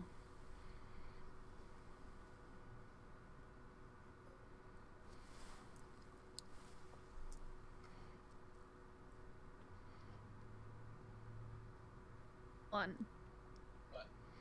That's So, a plus 19. 19 on that? Okay. Listening a little bit closer than Calypso, Violet, you're able to get... Graham, Oh my stop goodness. it. Intercity. You're able to... Dang to- Graham. Didn't know your house was haunted by your past skeletons. Sorry, it was a text-to-speech that was going off here. You're able to determine that this Sorry is about that. That's all right. It's all good. The bugbear is he's referred to as King Groll, and the drow is referred to as Varith. So you have two names, King Groll and Varith, in the room there, and they are. You're able to determine that Varith, she's actually a messenger that's on task from the Black Spider, come to collect Gundren Rockseeker and the map to the Wave Echo Cave from King Groll. However, King Groll wants to sell the map instead of surrendering it, and that he wants the drow to basically go ahead and negotiate a price. However, you're able to determine as the conversation goes back and forth here that Varith first wants to question Gundren to find out if anyone else knows the location of the mine.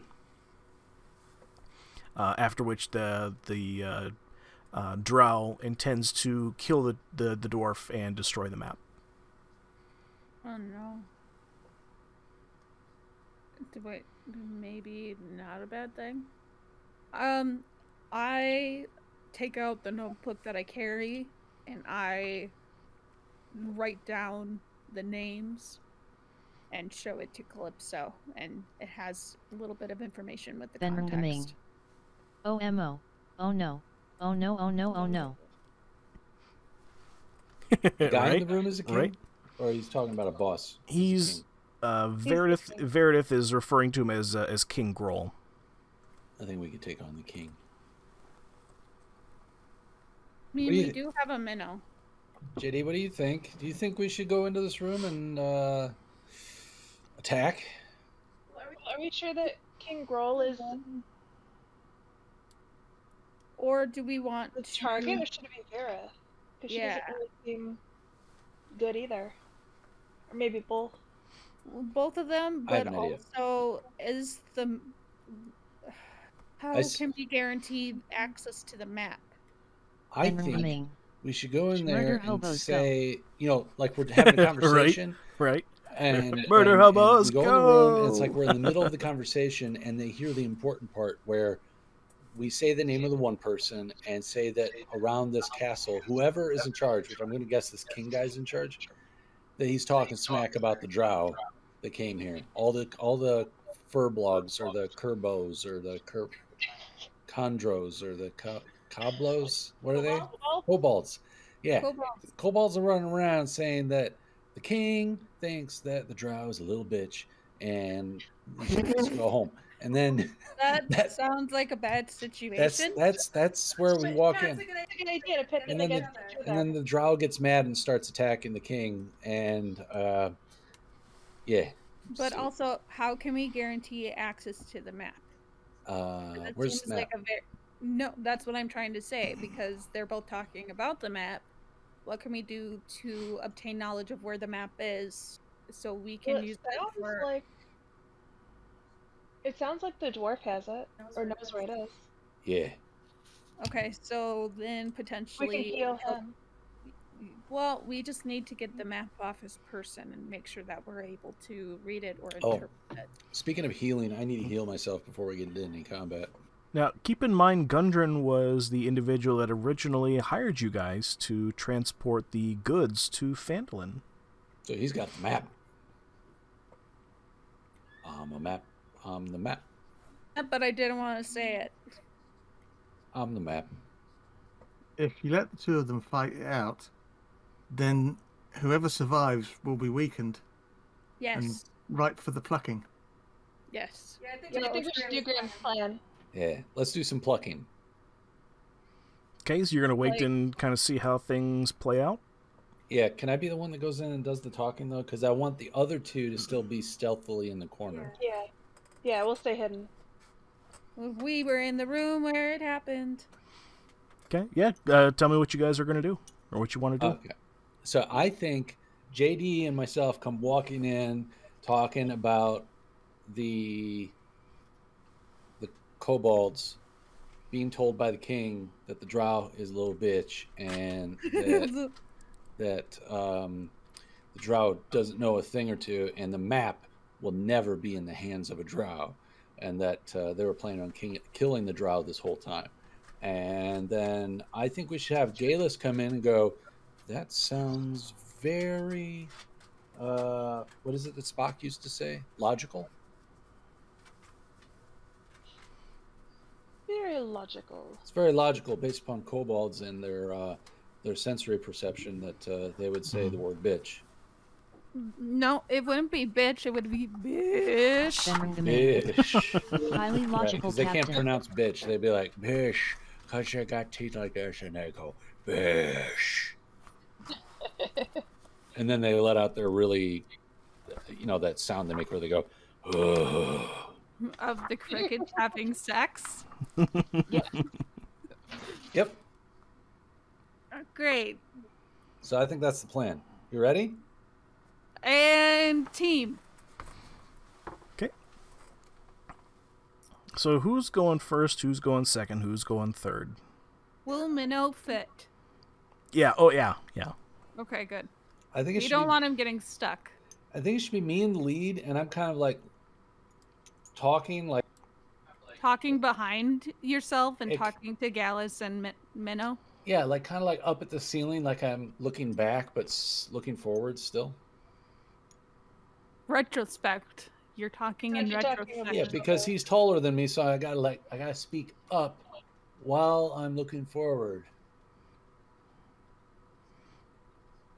At one point, okay, just out of game quick, could we at some point sing Frozen? I really want to do that. Do you want to make a snowman? Yes, the snowman song. Yeah, we could totally do that. Yeah. Yeah, that should be our Christmas special.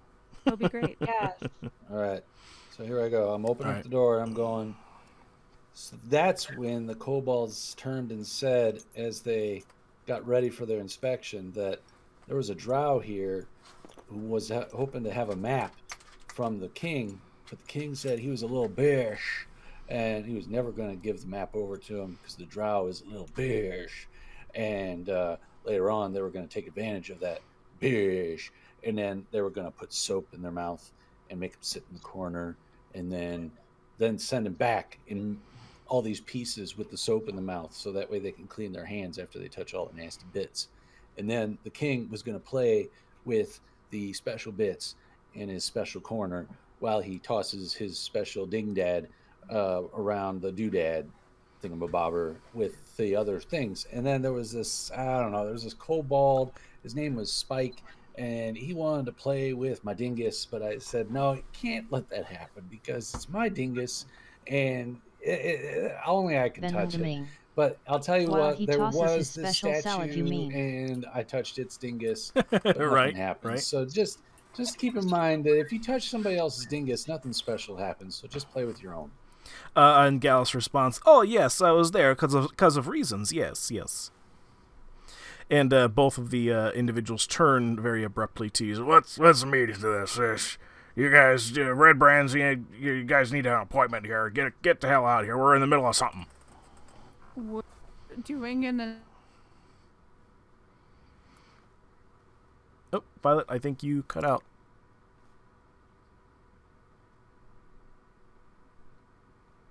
Or I cut out. Can you guys hear me? Uh-oh, hello? Can you guys hear me?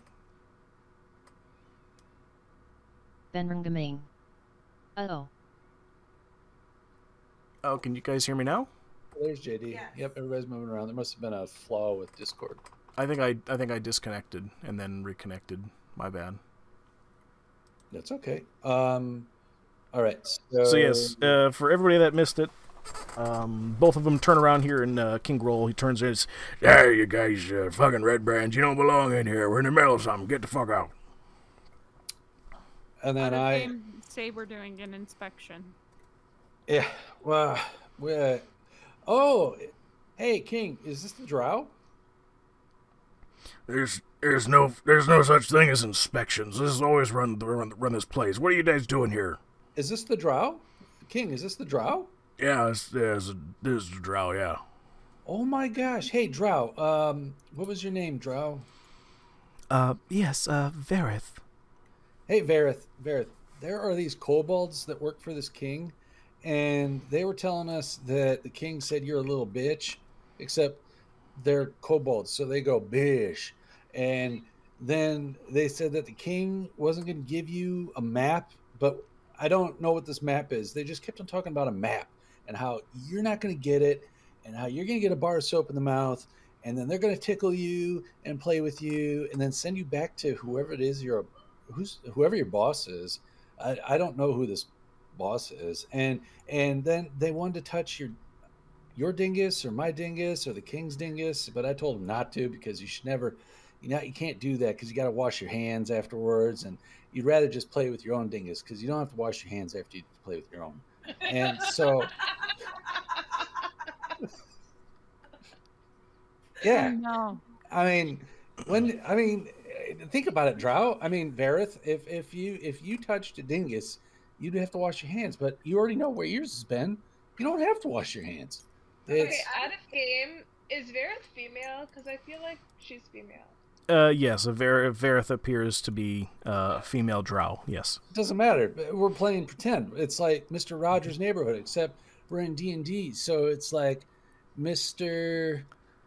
Sandman. Yeah, All right. whatever. Bring me a dream. Bum, The bum, barbarians. Dun, Make believe. Make him the cutest that I ever seen. So- I'm wondering if dingus is the most appropriate word for a female. Well, okay, so if she's going to argue... are we she talking could in have a game now? dingus. Let's talk about this in game, because that'd make it even funnier. I'm still stealthy, so I didn't. Oh, right, yeah. So okay, so never mind. So then I'm going to quickly realize, well, Vareth could be a female drow, so therefore maybe they meant the king's dingus. They wanted to play with king's dingus. So King, let me just tell you. Vareth is going to interrupt here and turn to King Groll. Is this true? Is this treachery? Is this treachery truthful? The Black Spider will not stand for this, you know. Black Spider? Oh my gosh! If you get bit by that, oh goodness. King Groll responds back, "None of this is true. I don't know who these guys are. There's no reason for these guys to be here.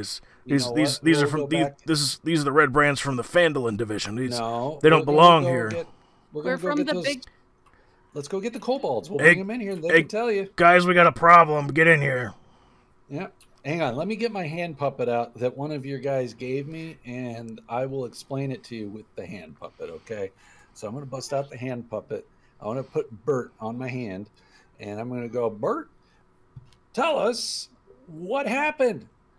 And I have the hand puppet out, and the hand puppet goes, they said that the boss man was going to take advantage of that drow and then shove the map up the patootie and then pull the map back out and enjoy it for himself, and then send the drow back in multiple pieces, and then all the kobolds were going to then touch the king on his dingus.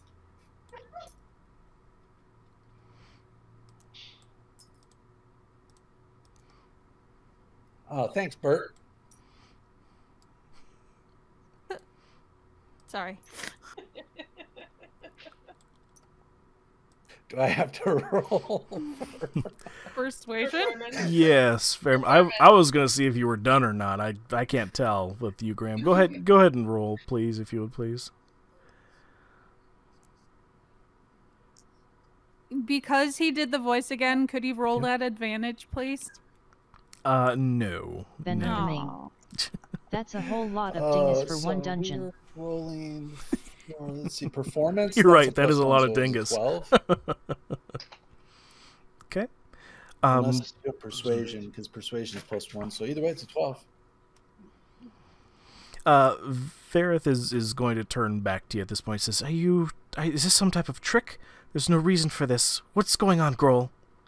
This is highly irregular. Groll is going to say, these guys don't belong here.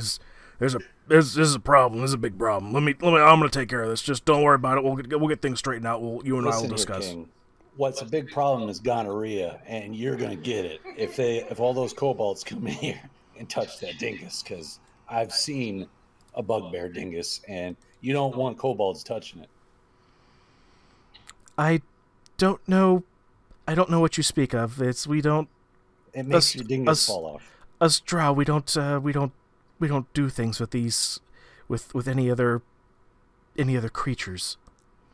This is You wanna strictly see a this is dingus? strictly business. Do you want to see a dingus? No, absolutely not. I wouldn't even gaze at it with my pristine eyes. I wouldn't even look at such filth. Okay, then you might as well get out of here. At which point, Harry and Carrie burst in and basically say, "Yeah, what's going on? You guys, the Red Brand guys. They're here to do an inspection, boss." King Grohl's gonna pipe in. These guys don't belong here. There's no reason that we don't do inspections. You know that you guys are fucking idiots. I don't know why we guys hire you. Get fucking just kill them. What about the song and dance that we all did together? Harry and Carrie were not there for that dance, if you guys will remember. So Harry and Carrie then Bum, went around bum. when the rest of the kobolds were Venoming. talking. Fight. Oh yeah. But Harry and Carrie did give us the map. Oh yeah, that's right. Sorry, Yep. we won them over. Yeah, we already didn't won them do the over, dirty so deed. they believe us. Yep. But they just got instructions from their boss that you guys are imposters and don't belong there, and to exterminate you. But And roll initiative. but the kobolds.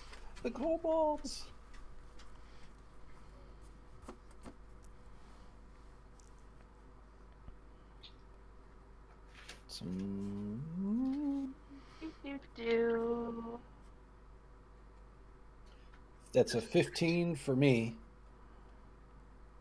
Okay. I have a plus 4 to initiative. A 1. Ouch. Aw. Calypso, what are we looking at for you, hun? She got an 8. 8. And Minnow, what are you rocking? 14. 14? Okay. Gallus. Give me a second here. By the way, you can change the dice from the dice bags into metallic dice. Ooh. How do you do Ooh, that? very nice. They make nice click clacks. You right click on the dice from the bag and change it material plastic to metal.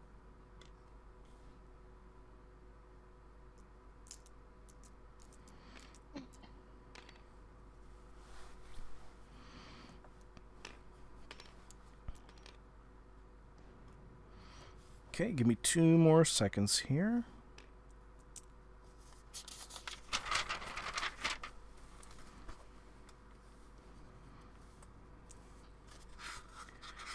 And wait a second here. What room did those guys come from here? That was room 12. Okay. They were in the kitchen area, if I recall. They were No, preparing. Harry and Carrie, the ones that were off duty. Oh, yeah, they're by the yeah, when you hallway. were having- They were in the room closest to Those are the boss room. goblins. So that's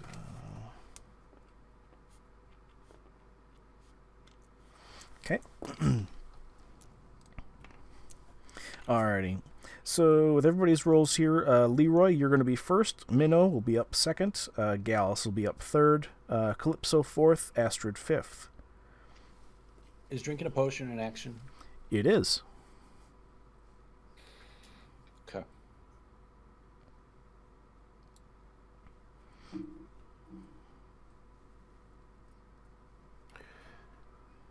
Then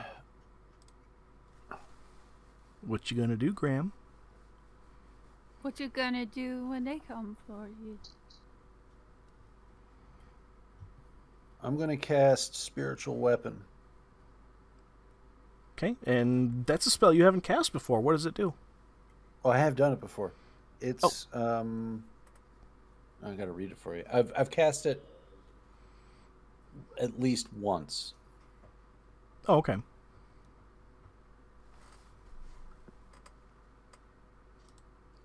Hang on, I got to find it.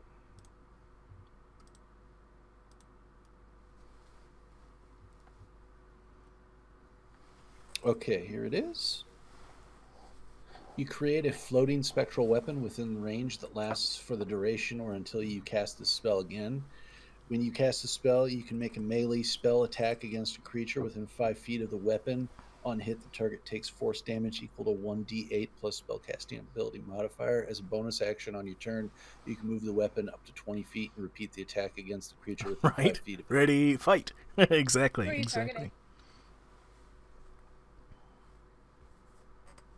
Well, we all have to decide this. Are we going to take out the drow, or are we going to take out the king, or are we going to take out Harry and Carrie? Because right now, the drow's the only one that is outnumbered. If we attack the king right off the bat, Harry and Carrie are going to think that we really are bad. But if we attack the drow, because Harry and Carrie are going to exterminate you as per King Grohl's instructions. Do they have weapons though? Yeah, Harry and Carrie, yeah, they still had weapons, yeah. they never gave us their weapons because they weren't with the kobolds. Who do we want to attack first? Peeps?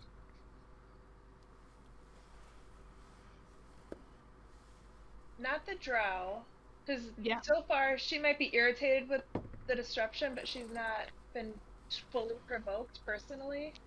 Okay. So then we should attack Harry and Carrie because they're coming after us? I think Yes. so.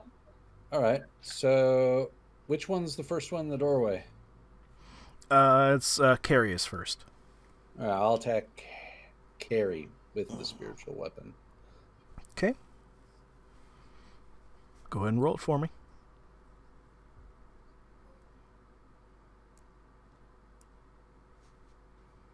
Okay, that is a 14. Do I get a bonus to attack? Yeah, technically because it's melee, I get what's my bonus? Hang on.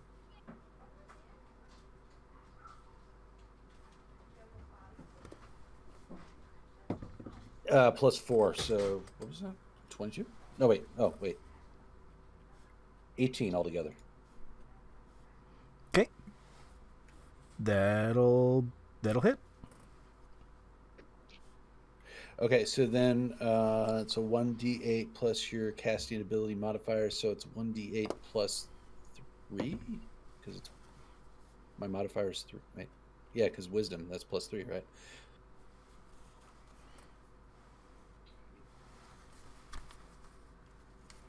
Okay, what was the total damage then, Graham? It's a 1d8 plus your spell ability modifier, which I thought was 3, because the wisdom. Let's see here. We just went over this, and I had it figured out, and I just blanked out. You can prepare number equals spell wisdom modifier. Wisdom modifier is 3. Yeah. So my 1d8 will be. I'm gonna get you. It's a 7 plus 3 is 10. Okay. And then, on hit, the target takes that. Plus, as a bonus action on your turn, you can move the weapon up to 20 feet and repeat the attack against a creature within 5 feet of it. So can I attack the same creature, or does it have to be a different creature? I'm going to refer to Minnow on that because I'm not familiar with that ruling. It doesn't say. You can move it up to 20 feet. Well, 0 is up to 20. So you can move it 0 and take the attack again. Okay. 0. And I'm going to try to hit him again. Okay. On the basically again as a bonus attack. And you hit him with how much damage first go around, Graham? 10. Okay. Okay, he is still standing. Okay. So then I'm going to try to hit him a second time. Okay.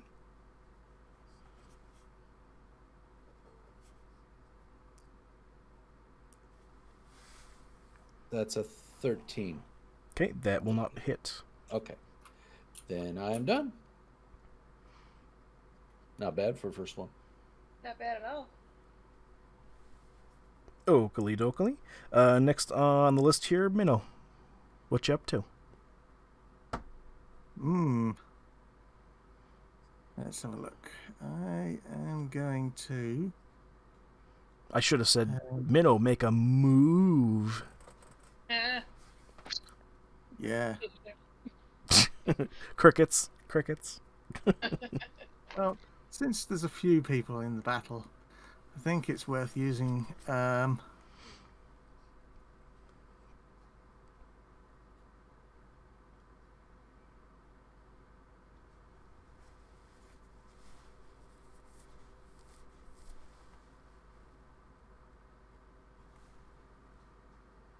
Oh, everybody froze on me again. Can you guys hear me?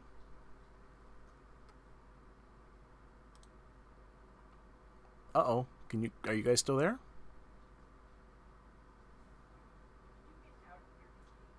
I see Graham's hand moving on the map here. Are you guys able to hear me? Uh-oh. I'm gonna disconnect and... Ha ha ha ha ha, perfect time for a freeze. Didn't even notice for a bit. Right? Right? Let me disconnect and then reconnect here. Maybe that'll work. Reloading. I think I disconnected there for a second. Everything kind of froze.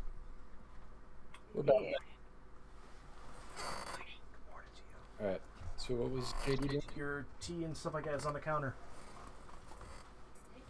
Welcome. I want some tea.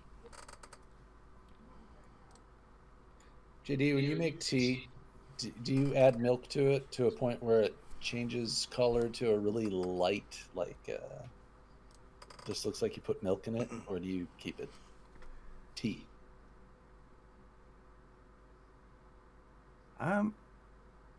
Well, actually, let me rephrase it. Let me rephrase this question. Such a cold place. What is the proper British thing to freezes. do? And then what do you come back do? down here. English, not British. The proper thing to do is to add the amount of milk that you require, if you require. It's very diplomatic. I guess he doesn't require milk. There are many many versions of it, and it depends, of course, on the blend of tea as well. I like milk. But the thing is that JD's beard is one of those ones where he'll drink the milk and it'll just stay there, and he does that thing where he's like... I got a feeling that JD is like a badass, because he wouldn't have the beard otherwise, and that he drinks his shit straight. Yes. Not milk, but he drinks his tea straight. Oh, I drink the milk straight from the cow's teat as well, yeah. You get under there and slurp. Oh, Lord. Oh, boy. So what are we doing now? What was the... So, what was JD doing? Yeah, what were you going to do, You JD? just watch the leaves. What was I doing? I was going to attack with the longsword, and I rolled, I think it was a 14 or something, but with the +8 on it, it's 22. Okay, that most certainly hits. Go ahead and roll me some damage. A damage for a damas. Right, I am going to need... which one's the 1d8? I can never remember. The triangle one. Yeah, butt-to-butt triangles. 2 pyramids, SF. So that is a 3 plus 6 is 9. But because I'm now raging, I also get 1d6 plus 2 as Divine Smite, Divine Fury. Okay, is that in a second action, or is that all in one action? All JD? in one. It's additional to any action, so it's additional to any attack. Okay. Once per turn, I believe. Okay, the first swing is going to kill the hobgoblin. You're gonna kill Carrie in that first swing. Oh, Okay. I like Carrie. Hi, Carrie. I like Carrie. He committed. And as I assume that Minnow, I kind of imagine it goes something a little bit like this. You take a swing here, and you catch him mid-gut, and you kind of half him in twain. And with Carrie's last dying breath, she says, "Oh, my children, they're orphans now. No." And he fades off. No. It's like Charles Jr. all over again. It's his own fault. He chose the wrong side. He went to go against the black spider. No, he decided to go against us. And the spider. And that was the wrong choice. Okay. Yeah, as part of his entrails flies off towards Harry. I go, hey, Harry, carry this. Oh, I like it. Okay. And are you're gonna swing at Harry now? Is that correct, Minnow? No, because my bonus attack was to go raging. Okay. Okay. Is that it for you then? That is it for me for this time. Alrighty. Wonderful. Wonderful. So give me a second here. I gotta cross this off the list here. So Leroy went. Minnow went. Gallus. Gallus is up. Go Gallus! Yay! Woo! Galloping Gallus. What's a Gallus? Gallus is... Oh my God! Taco, fuck off. This is Gallus, but with a G spot. Yes, with a G spot. Gallus. Yeah, he's Gallus Billion. He's Midwestern. Gallus is going to go ahead and... he's not Southern? No, he's Eastern European. Gallus, he does many things. Gallus is going to go ahead and throw some shade at the drow. Bear with me here. Now I have Christmas songs stuck in my head. Yay! Specifically, Michael Bublé, Have a Holly Jolly Christmas. Gallus is going to throw a Ray of Sickness with, let's see here, +4, that's 15. If he's throwing it at the drow. Oh shit, that actually hits. I'll be damned. Alright. He does hit the drow. It's weird playing by yourself. It's like masturbation without the payoff. Okay. And that is going to do 2d8. Which is 12 damage to the drow.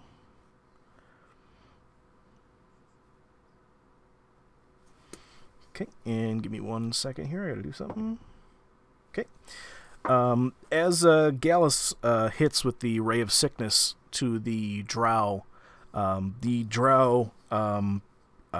gets hit with said Ray of Sickness and begins to kind of transform and shift and whatnot and what have you. And trying to find it because hands are in the way. Give me a second. Hands are over here by the urine trail. Ah, yes. Okay.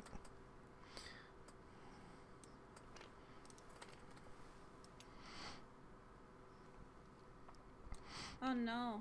The drow's shape shifts and reforms, and it now looks like this.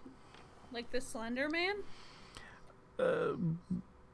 You guys might know its shape. Give me a second here.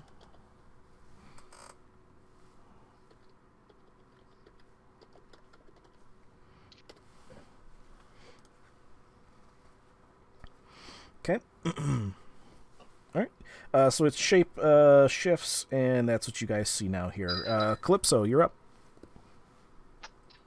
I'm going to cast my Hunter's Mark. Hold on, Callie. And then I will take a longbow to Harry. To who? Harry. That's going to be tough to do since he's on the opposite side of a wall. Oh, Do you want to try to shoot somebody else? I don't know. I don't have the screen in front of me. Whoever is. Connie, for shame. Connie, why don't you aim for the person that just shifted into a doppelganger? All right. I will aim for Gareth. Yeah. Right now, you're able to shoot either the doppelganger, the bugbear, or the wolf. You get it's a surprise attack, isn't it? They didn't know that they were in the corner, right? Oh, that's right. It would be considered a surprise, yes. So I get advantage? Yep, wherever you roll for... What's your attack bonus? 7. You have an attack bonus of 7? Yeah. Whoa. So the first one was 18 with the bonus, second one was 14 with bonus.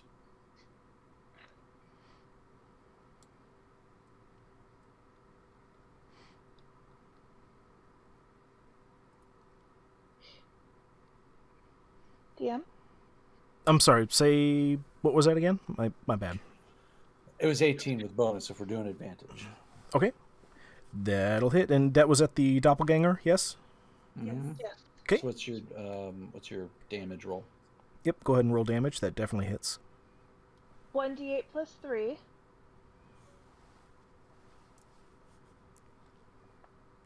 Okay, so that's a total of 8. Okay. Plus 1d6.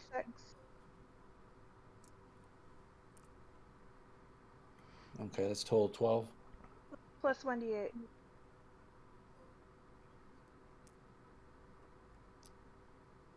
It's a total of 15. Okay.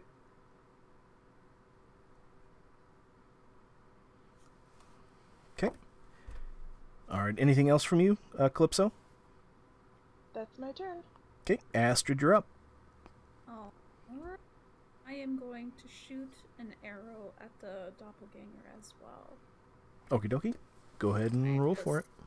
Yep, just making my way to the dice.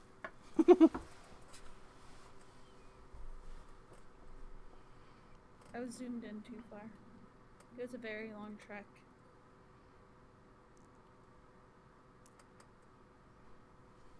Are you shitting? Oh my goodness. Throw those dice away. What was it? 2. I don't like it. That does not hit, Violet. No. Is there anything else you want to do? Really? I injure myself in the process and give myself a burn in the liver. Well, no, it wasn't a critical fail. But I still injure myself. I would say that when you try to go ahead and sling your stuff, that the bow kind of zings you across the forearm, and it kind of stings a little bit. Yeah. But the arrow kind of just spittles out and kind of clink, clink, clink, clink, clink, kind of shuttles across the floor, lands at his feet. Also, I sent you something that I think you'd like, Dragoon. Ooh. It's something that my friend who's watching this stream made. Oh, I'm always down for nudes. All right, let's see what we got. What about nudes? Oh, what the fuck is this? Oh my goodness, great. I look terrible. Oh my goodness gracious. Is it the picture you sent me, Violet? Yes. That is something different. Yeah, that was. Here, let me put it on. That was with a Benringaming. filter from Snapchat. I don't see a difference. So that is with geez. So that's where the cowboy hat came from. Yes. And I got this. So everybody, I put it up on the stream so everybody can see it. I got this big bulgy fat face and this weird pudgy nose and a cowboy mustache with a cowboy hat. Yeah, it looks like you're taking up the butt. I would say, yeah, I definitely look like a pedo. Goodness. Or taking a crap, one or the other. Or like a Walker Texas Ranger with Dow syndrome, I'd say. I look something funky fierce, I'll tell you what. You're welcome. Oh my goodness. Thanks, Shore. Yes, thank you, Shore. That's definitely tickled my funny bone. And Alrighty. Dragoon has an extra chromosome. Yep. It's extra because I'm too much. Too much to handle. Right? Like his mustache. Right? It's fantastic. Alrighty. At this point here, Doppelganger is going to go after Herbert. Aww. No, not Herbie. And Herbie the what Pervy. is... Oh, my stats are out of all kinds of funky. Bum bum, ba-dum bum bum. There we go. That's the thing I was looking for. Okay. You know this doppelganger looks like? It looks like that one guy in RoboCop after he's in that industrial van and drives into the toxic tower and gets toxic waste all over him. And he comes out and he's like, "Help me! Help me!" You know what I'm talking about? Mm-hmm. No, it kind of looks like the guy from the monster from Pan's Labyrinth with the That eyes too. in his hands. Yeah, that too. Both of them. Yeah, they had a baby. Aw, who would have thought that they would have had a child? Dragoon's the. What about a baby? Yep. Step Oh my parent. goodness. Go. So yes, Doppelganger's going to take a swing at. Going to try to go ahead and slam Herbert, and Yes, that's baby. going to be 9. Does a 15 hit? No. Okay, and he gets a second attack, which is he's going to try to swing at you again, which is 17, 21. Does that hit? Yeah. Okay, the second one hits, so it's going to be a 7 damage. Okay, I'm still okay. Okay. You're like 7 though, aren't you? Yeah. Say that again, Connie. He's only at 7 health now. Yeah, I'm gonna need a heal. Okay, our bugbear is going to go next. I don't know why I didn't write these down here, so sorry. I'm having to look these up here, but I'm leaving markers here.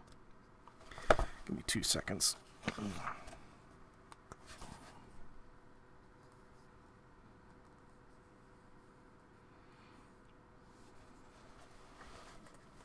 Hey Google, how do Bugbear. I heal myself? Benrungaming. DM fail. Right? Yeah, the DM definitely failed here. I must have been in the middle of something when I wrote my notes down here Hey, for Google. stats. Benrungaming. Slap yourself. All party gets free XP. I give them plenty of XP and plenty of magic items which they never use. I'll tell you what. And it can't stay that way. How would it feel to wake up with purpose, monetize your passions and talents, and become the person worthy of success? Oh my goodness. So in other words, that's Taco? Hey Google, fart. Benrungaming. Party I'm sorry reddens it had health to due happen. to extended downtime. Oh my goodness. So what does the king Alrighty, do? so he's going to take a swing at Gallus here, and that is a 9 plus 14. Does that beat his? Violet's gem. It's right on, so it does actually just Please. hit. Alright, so it's going to be the first hit, which is going to be 2d8 plus 3. So 5, 11, 12, 13, 14. Alright.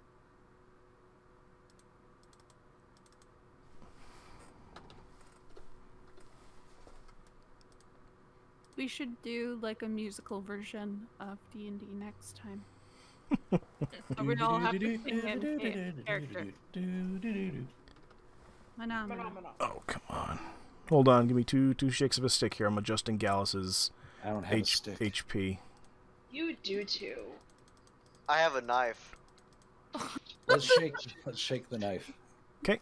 That is That sounds dangerous, especially his first since turn. it's hot. Bugbear is going to take another swing at Gallus again here, which rolls a 10 plus 5, which is 15. Does 15 meet? Oh, that actually hits Gallus again. Shit. 2. Could you just 5. not? That's Is that a another. possibility? That's another 8 damage. Oh. 6, 7, 8. For Gallus. Gallus says, "Oh fuck, that really hurt." That Erroneous _ gaming. Or try. Yay! Hey Google, please Okay. list previous 5 age-restricted purchases. Erroneous, goodness gracious. JD. Hey Google, please list previous 5 age-restricted purchases. Hey Taco, could you say that to your Google?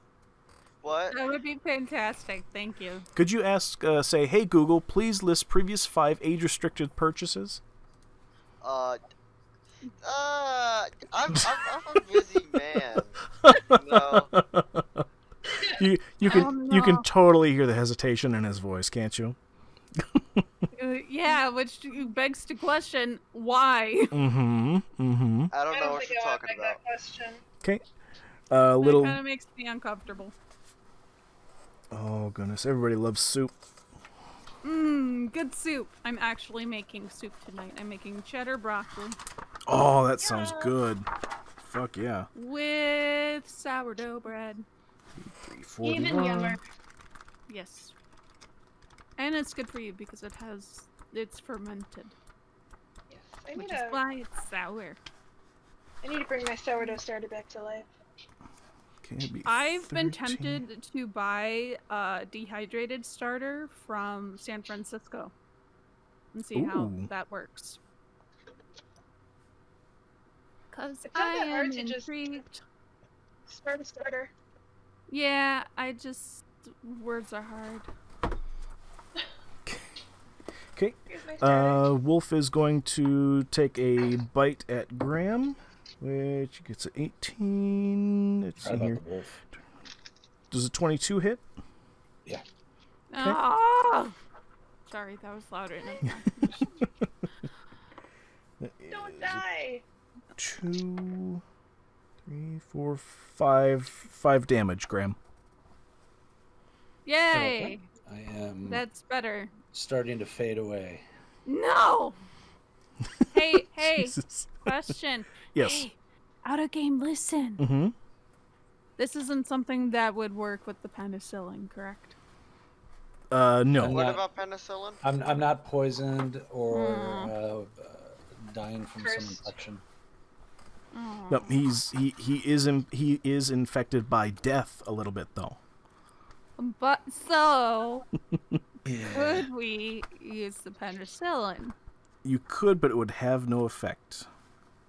Could it have like 1 HP increase to keep him alive? Because it would have some substance to it. Right, but it doesn't. It doesn't. It's the penicillin doesn't heal. It removes infection, essentially. But Alright, I'm pretty sure he's got some infections though, right? Yeah. I'm sorry. Say that again, Connie. I'm pretty sure he does have some infections. Yeah, like internal. So that can free up some extra spoons for him, meaning he would have an increased HP. I have been tracking what infections Graham has potentially exposed himself to, and I know for a fact by the dice rolls that he's come very close but has not caught anything. Oh. I know this for a fact because I've given him chances to catch it. So what about a virus? Could he have gotten a virus? It's okay, guys. I'm Antibiotics won't help against a virus. No. I think I'm up next, anyways. Almost. Carrie is going to turn around and bolt. He's going to run. How dare you? Shun the non-believer. Shun. And he's going to use all of his action to do so. Bear with me. Hobgoblins. Okay. Okay, so does somebody have to ingest the poison, or if we were to throw it at somebody and it crashes over them, would that still count? I would say it would need it could be thrown, but it would need to have some type of accuracy involved with it. It could also be rubbed on a wound or ingested. So like flubber. Right. Okay. So let's see here. That's going to be 5, Excellent. 10, 15, 20, 25, 30, 35, 40, 45, 50, 55, 60. All right, that's where he's going to be. Dragoon, I really want to braid your beard. You are more than welcome to. Fuck yeah, I win.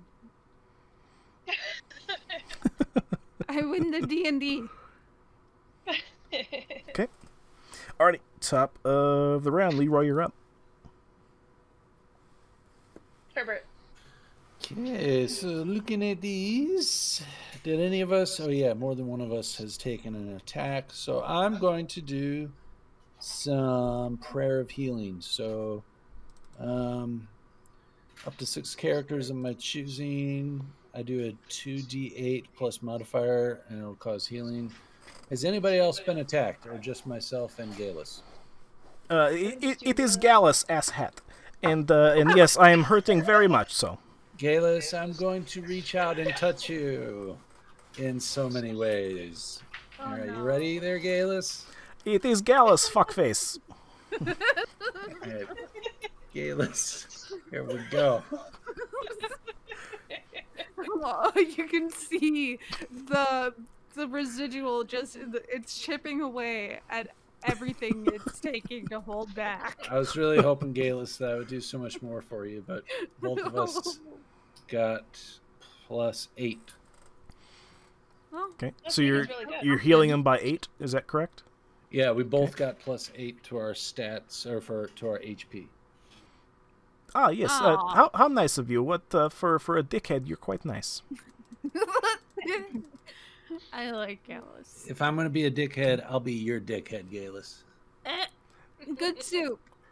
You know what you can do? You can pet my head later. Very sensitive. No. Yes, we can discuss later, you funky little trash panda. Yes. So I wonder, healing, do I get no, there's no bonus action with that, I don't think so. Not unless you have a cantrip that is a bonus action. Minnow, is your hat getting sweaty at all? That looks like a hot top hat. It's fine at the moment. Okay. Very nice. Very nice. I want a hat. All right. My action is up. My turn is over. Minnow, you're on. Over. What you doing, sir? This is your time to shine. I am going to attack Mr. Doppelganger. So I'm going to have to get in close with him. Ooh. Boom. And I am going to do a melee attack with my longsword. Oh, I forgot to move can my do bugbear. Hold on. 26 to hit. That most certainly hits. Yes, sir. In that case,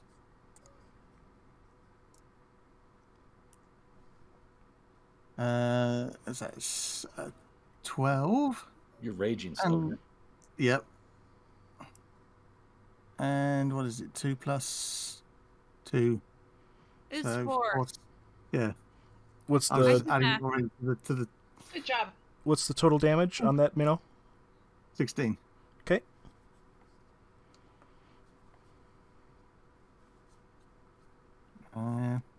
Is he dead yet? He is still standing. Oh, in that case, he's going for the bonus round. I attack him again because I have the ability to attack as a bonus round. Dual wielder. That is a 19 and 8, which is 27 to hit. That does hit. And that is 7 and 6 is 13 damage. Okay. But I don't get the divine spanking either on that one because I've used it. Gotcha. Understood. No spankings. And Doppelganger goes down. Oh, he's gone down on me. I like it. Wait a minute. That's my line. Okay. If you get him to go down on you, then you can say that. Oh, I want the king, so I could say, Who's the king? Who's the king? Who's the king? Who's the king now, bitch? All right, Minnow, you got anything else for me, sir? No, that's it. Okay. I shall await my next turn to kill something. Wonderful, wonderful. Gallus is up next. He's going to do a thing, which is... Give me a second. I got a character sheet that needs to be handled. Gallus is going to go ahead and cast False Light, or False Life, which is going to give him 8 extra HP back. Selfish. Calypso, I assume that was in game, yeah? Mm-hmm. Okay. Gallus is going to turn to you after you see all these sparkles kind of glisten over him and says, a healthy bitch is a good bitch. And that will end his turn. Okay, and up next is Calypso. What do you got for me? I'm gonna go after the king. Okay.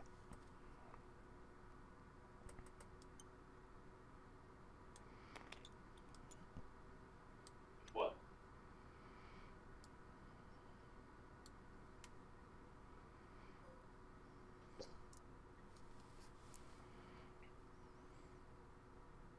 Seven. That was a 15. That will not hit. Okay.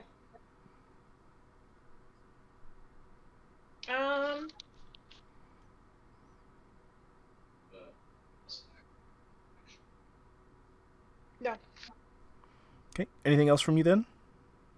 Nope, that's it. Okay, Astrid, you're up. What do you got? Is there anybody right now that is in need of a health potion? I do Me. have one. Is my hand. Okay. I will go over and give Herbert my health potion. And then I'll just step a little back, and that is my turn. What do I got to roll for the health potion? There's no roll. I believe it's the health potion is a 2d4 plus 1? Yes. 2. I thought it was 2d4 plus 1, or is it 1d4 plus 1? I want to say it's 2d4 plus 2. I always forget what those health potions. Do a 2d4 plus 2. I'm pretty sure. 7. I'm almost positive that's the appropriate amount for those. Isn't that a bonus action to just give somebody a health potion? That is a action. That is an action. Really? So that brings me up to 15. Alrighty. Sweet. All right. Top of the round. Enemy guys go first. Bugbear is going to go ahead and take a swing at, let's see here, 1, 2, 3. That's going to be 2. So he's going to go after Leroy. And he is going to take a hit. Does a 14. Does a 19 hit? Yes. Okay. 3, 9, 10, 11. Take 12 damage. Bludgeoning. Oh no. I'm back at death's door. Okay, and he's going to take another hit at you with his Morning Star, which is 10 plus 15. Does that hit? No. Okay, then that'll end his turn. We'll go back to Snarl, which is going to go after, try to bite at Minnow's beefy thighs.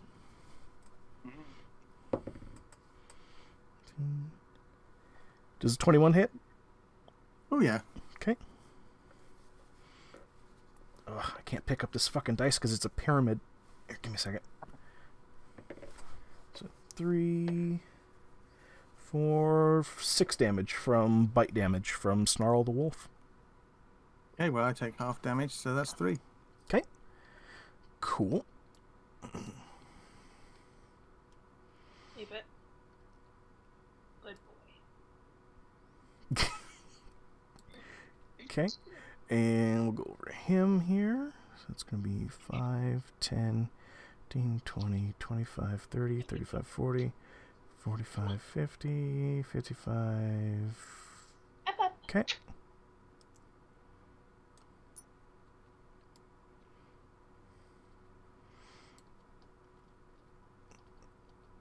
Alrighty. That'll be his turn. Alright. Top of the round here. Leroy, you're up. What do you got for me, sweetie? Herbert. Oh, sorry. Yes, Herbert. I'm going to cast Cure Wounds on myself, which at this level is now 2d8. Nice. Very nice.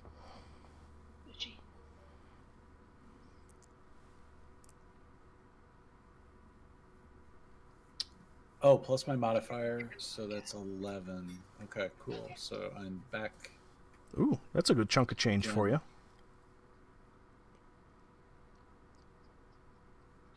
No more. Leave it. Leave it. Okay, and that's my turn. Okay.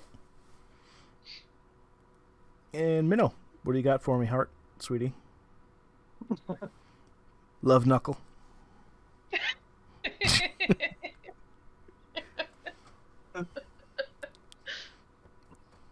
Okay. That's kind of thrown me a bit. I am going to attack the wolf. Okay. Because he went for me.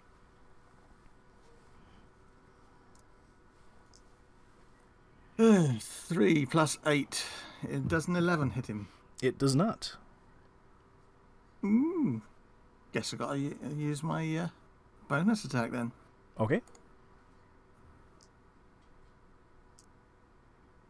8 and 8, 16. That will hit. Yay. So, we'll have one of them and one of them. So we've got, wow, maximum one. Okay, that is 8 plus 6 is brain dead, 14, plus the other 6 plus 2 is a lot. Is that 22? Yeah. Okay.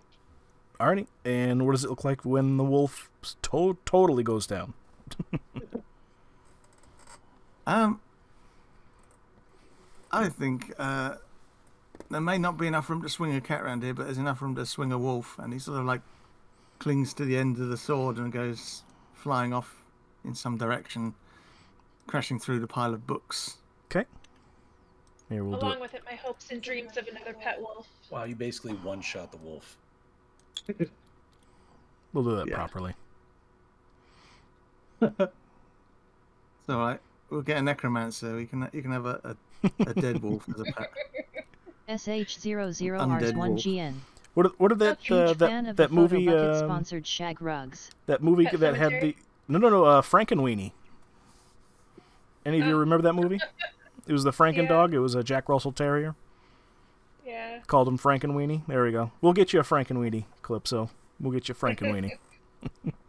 I'll keep looking for a life pet. It'll be okay. Okay.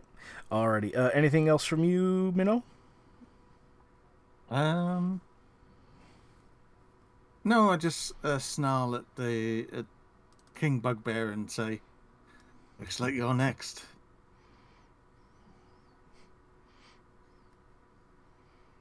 Okay. He's his eyes are gonna kind of widen as he saw what you did in one swing to his beloved pet. And Gallus is up next. Gallus is going to go ahead and throw down some shade here. He's going to do inflict wounds. Is that a touch? That's a touch. Yeah. So he's going to go over and touch the bugbear, which is a 7, which will not hit. Well, shite. All right. Or was he trying to touch him? He was just trying to like touch his midsection because he's not a fucking weirdo. And I mean, Graham, I hope you know that I mean this in like the most like endearing way. Okay. You gotta say it with his accent because he's gonna be all like, he looks at me because he knows I'm thinking about it. Gallus, as he sees that his spell fizzles, he turns over and says, "You see, I didn't touch his cock, you fucking weirdo." And that's the end of... I'm surprised you knew what cock was. It's Gallus's turn. And Calypso, what do you got for me, hon? I'm gonna shoot another longbow at Bugbear. D20 plus 7.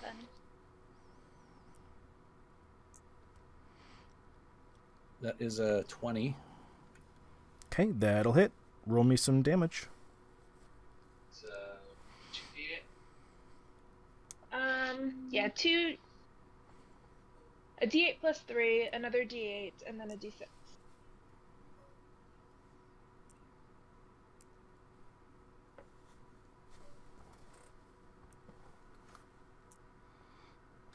was 11. Oh, sure sign. Thank you. Just thank you.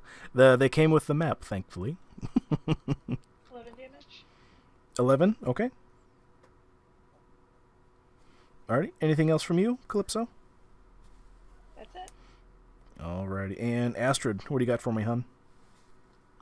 I am going to shoot at the bugbear with my longbow.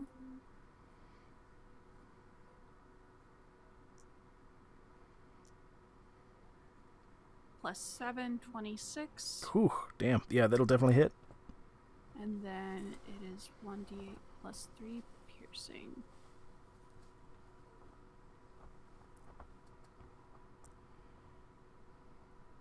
So 8 piercing damage to the bugbear. Alrighty. Wonderful. You got anything else for me? No. Okay. That's it. Alrighty. Top of the round. Bugbear has seen better days. I'm just going to say that right out loud. He's going to go ahead and come down and take a swing at Gallus, which is a 6. It'll be 11. Gallus's number is... He misses the first one and takes a swing at Gallus again, which is... Fuck, that's a crit. Okay, let's give me a second. It's going to be a 2... So 1, 9, 10, 11, 12. That's 24 damage to Gallus. Oh no, is he still alive? Gallus the phallus goes limp. Gallus, you kind of hear no quirky, snooty remarks or anything like it from Gallus. He says, "Oh fuck," and he kind of yelps a little bit. Since you guys are in the party and Gallus would normally communicate with you, Gallus has 8 hit points at the moment. Okay, and that'll be the end of the bugbear's turn. And you guys hear clamoring feet. Oh. Top of the round. Leroy, you're up. Okay, I'm going to do inflict wounds on the Bugbear King, which is a spell attack against a creature you can reach. On hit, 3d10 necrotic damage. So I'm going to roll my dice. And what did we say was my bonus to spell? Was it 5? Yeah, it's +5, yeah.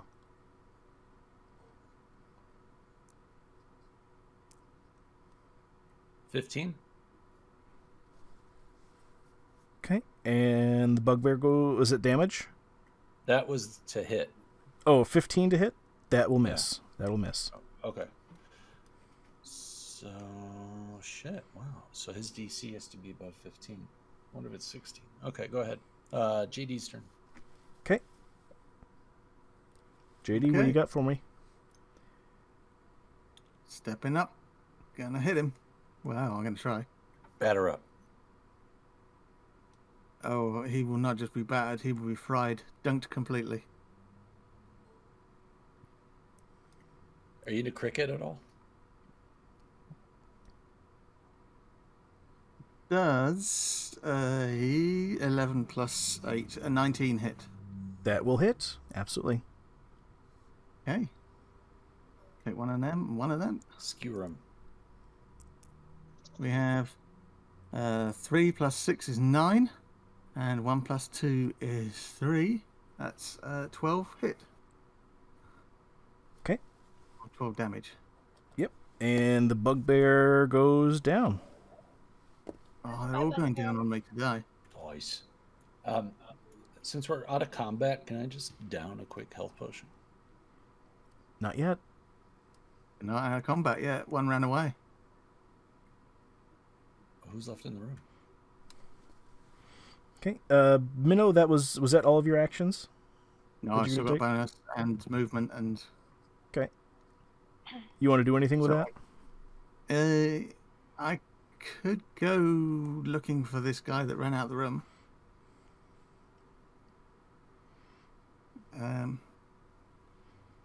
If I use my bonus as a dash, I can double my movement to 60 feet. And you know where he is, so can I reach him within 60 feet? Within 60 feet, you'll meet him in the hallway. Okay, how many feet away is that? It's right where I'm at right here.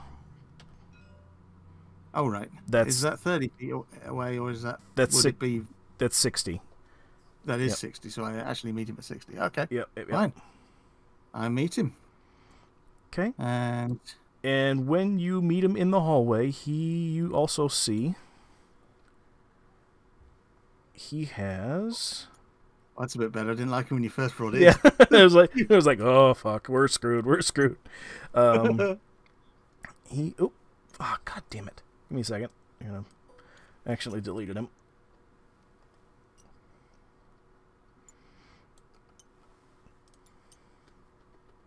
Okay, he's gonna have 1, 2, 3.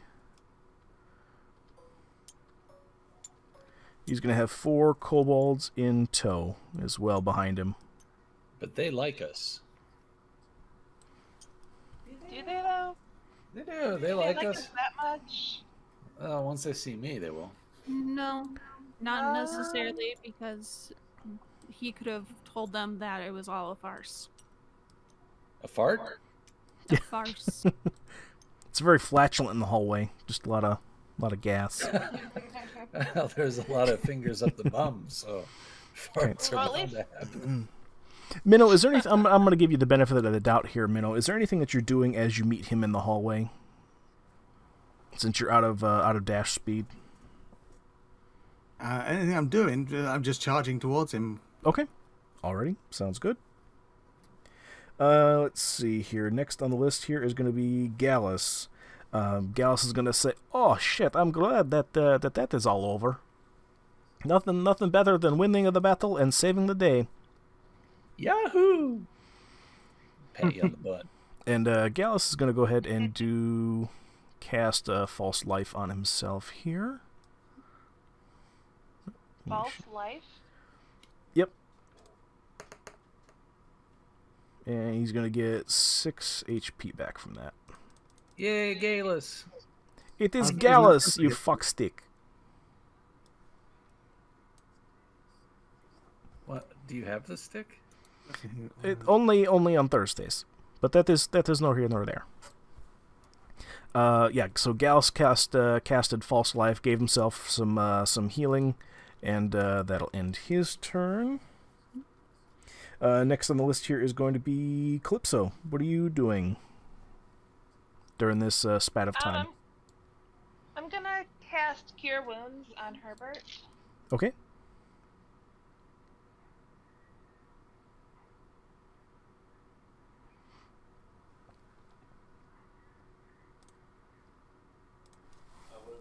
With 1d8. Is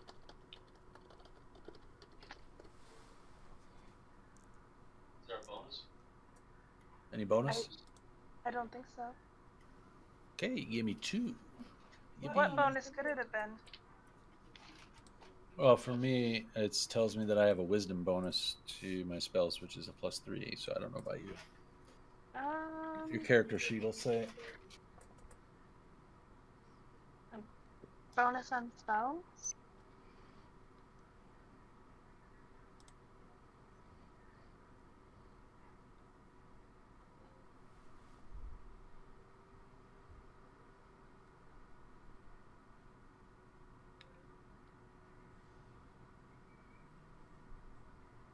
I don't think you get a bonus. Well, alright then. So I have +2. Okay. All right. Is it everything for you, Calypso? Yes. Okay. Astrid, what are you up to? I am going to go after Minnow. Because he's leaving for a reason, and I've learned to trust that. So I will make my way. Did you say reason or raisin? Reason. Okay. Do you like raisins? Yeah, he could be leaving for raisins. Either way. 2 scoops.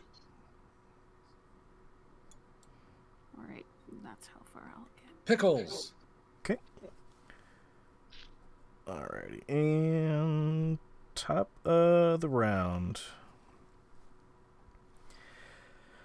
Oh goodness! All right, Henry or not? What the hell's his name? Harry. There we go. Harry is going to take a Henry. I don't know what I was thinking. He reveals his true name at last. Yeah, it's my slave name. That's he's going to. Bitch, I call you Henry. He's going to take a swing at you, and I forgot his stack block because he's a hobgoblin. Hold on.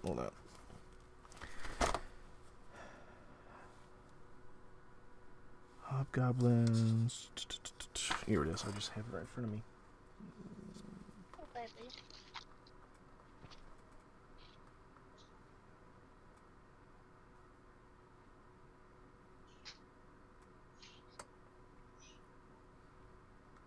Okay, it's gonna be. Hold on. Once per turn. Okay.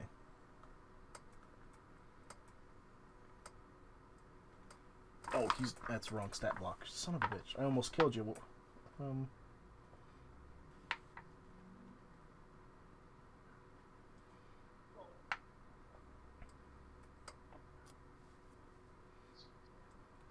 Okay. Minnow, he's going to go ahead and roll against you. That is a 14. Violet's gem. Is 18. Just 18 a hit? heads up. Running low on spoons. That does hit?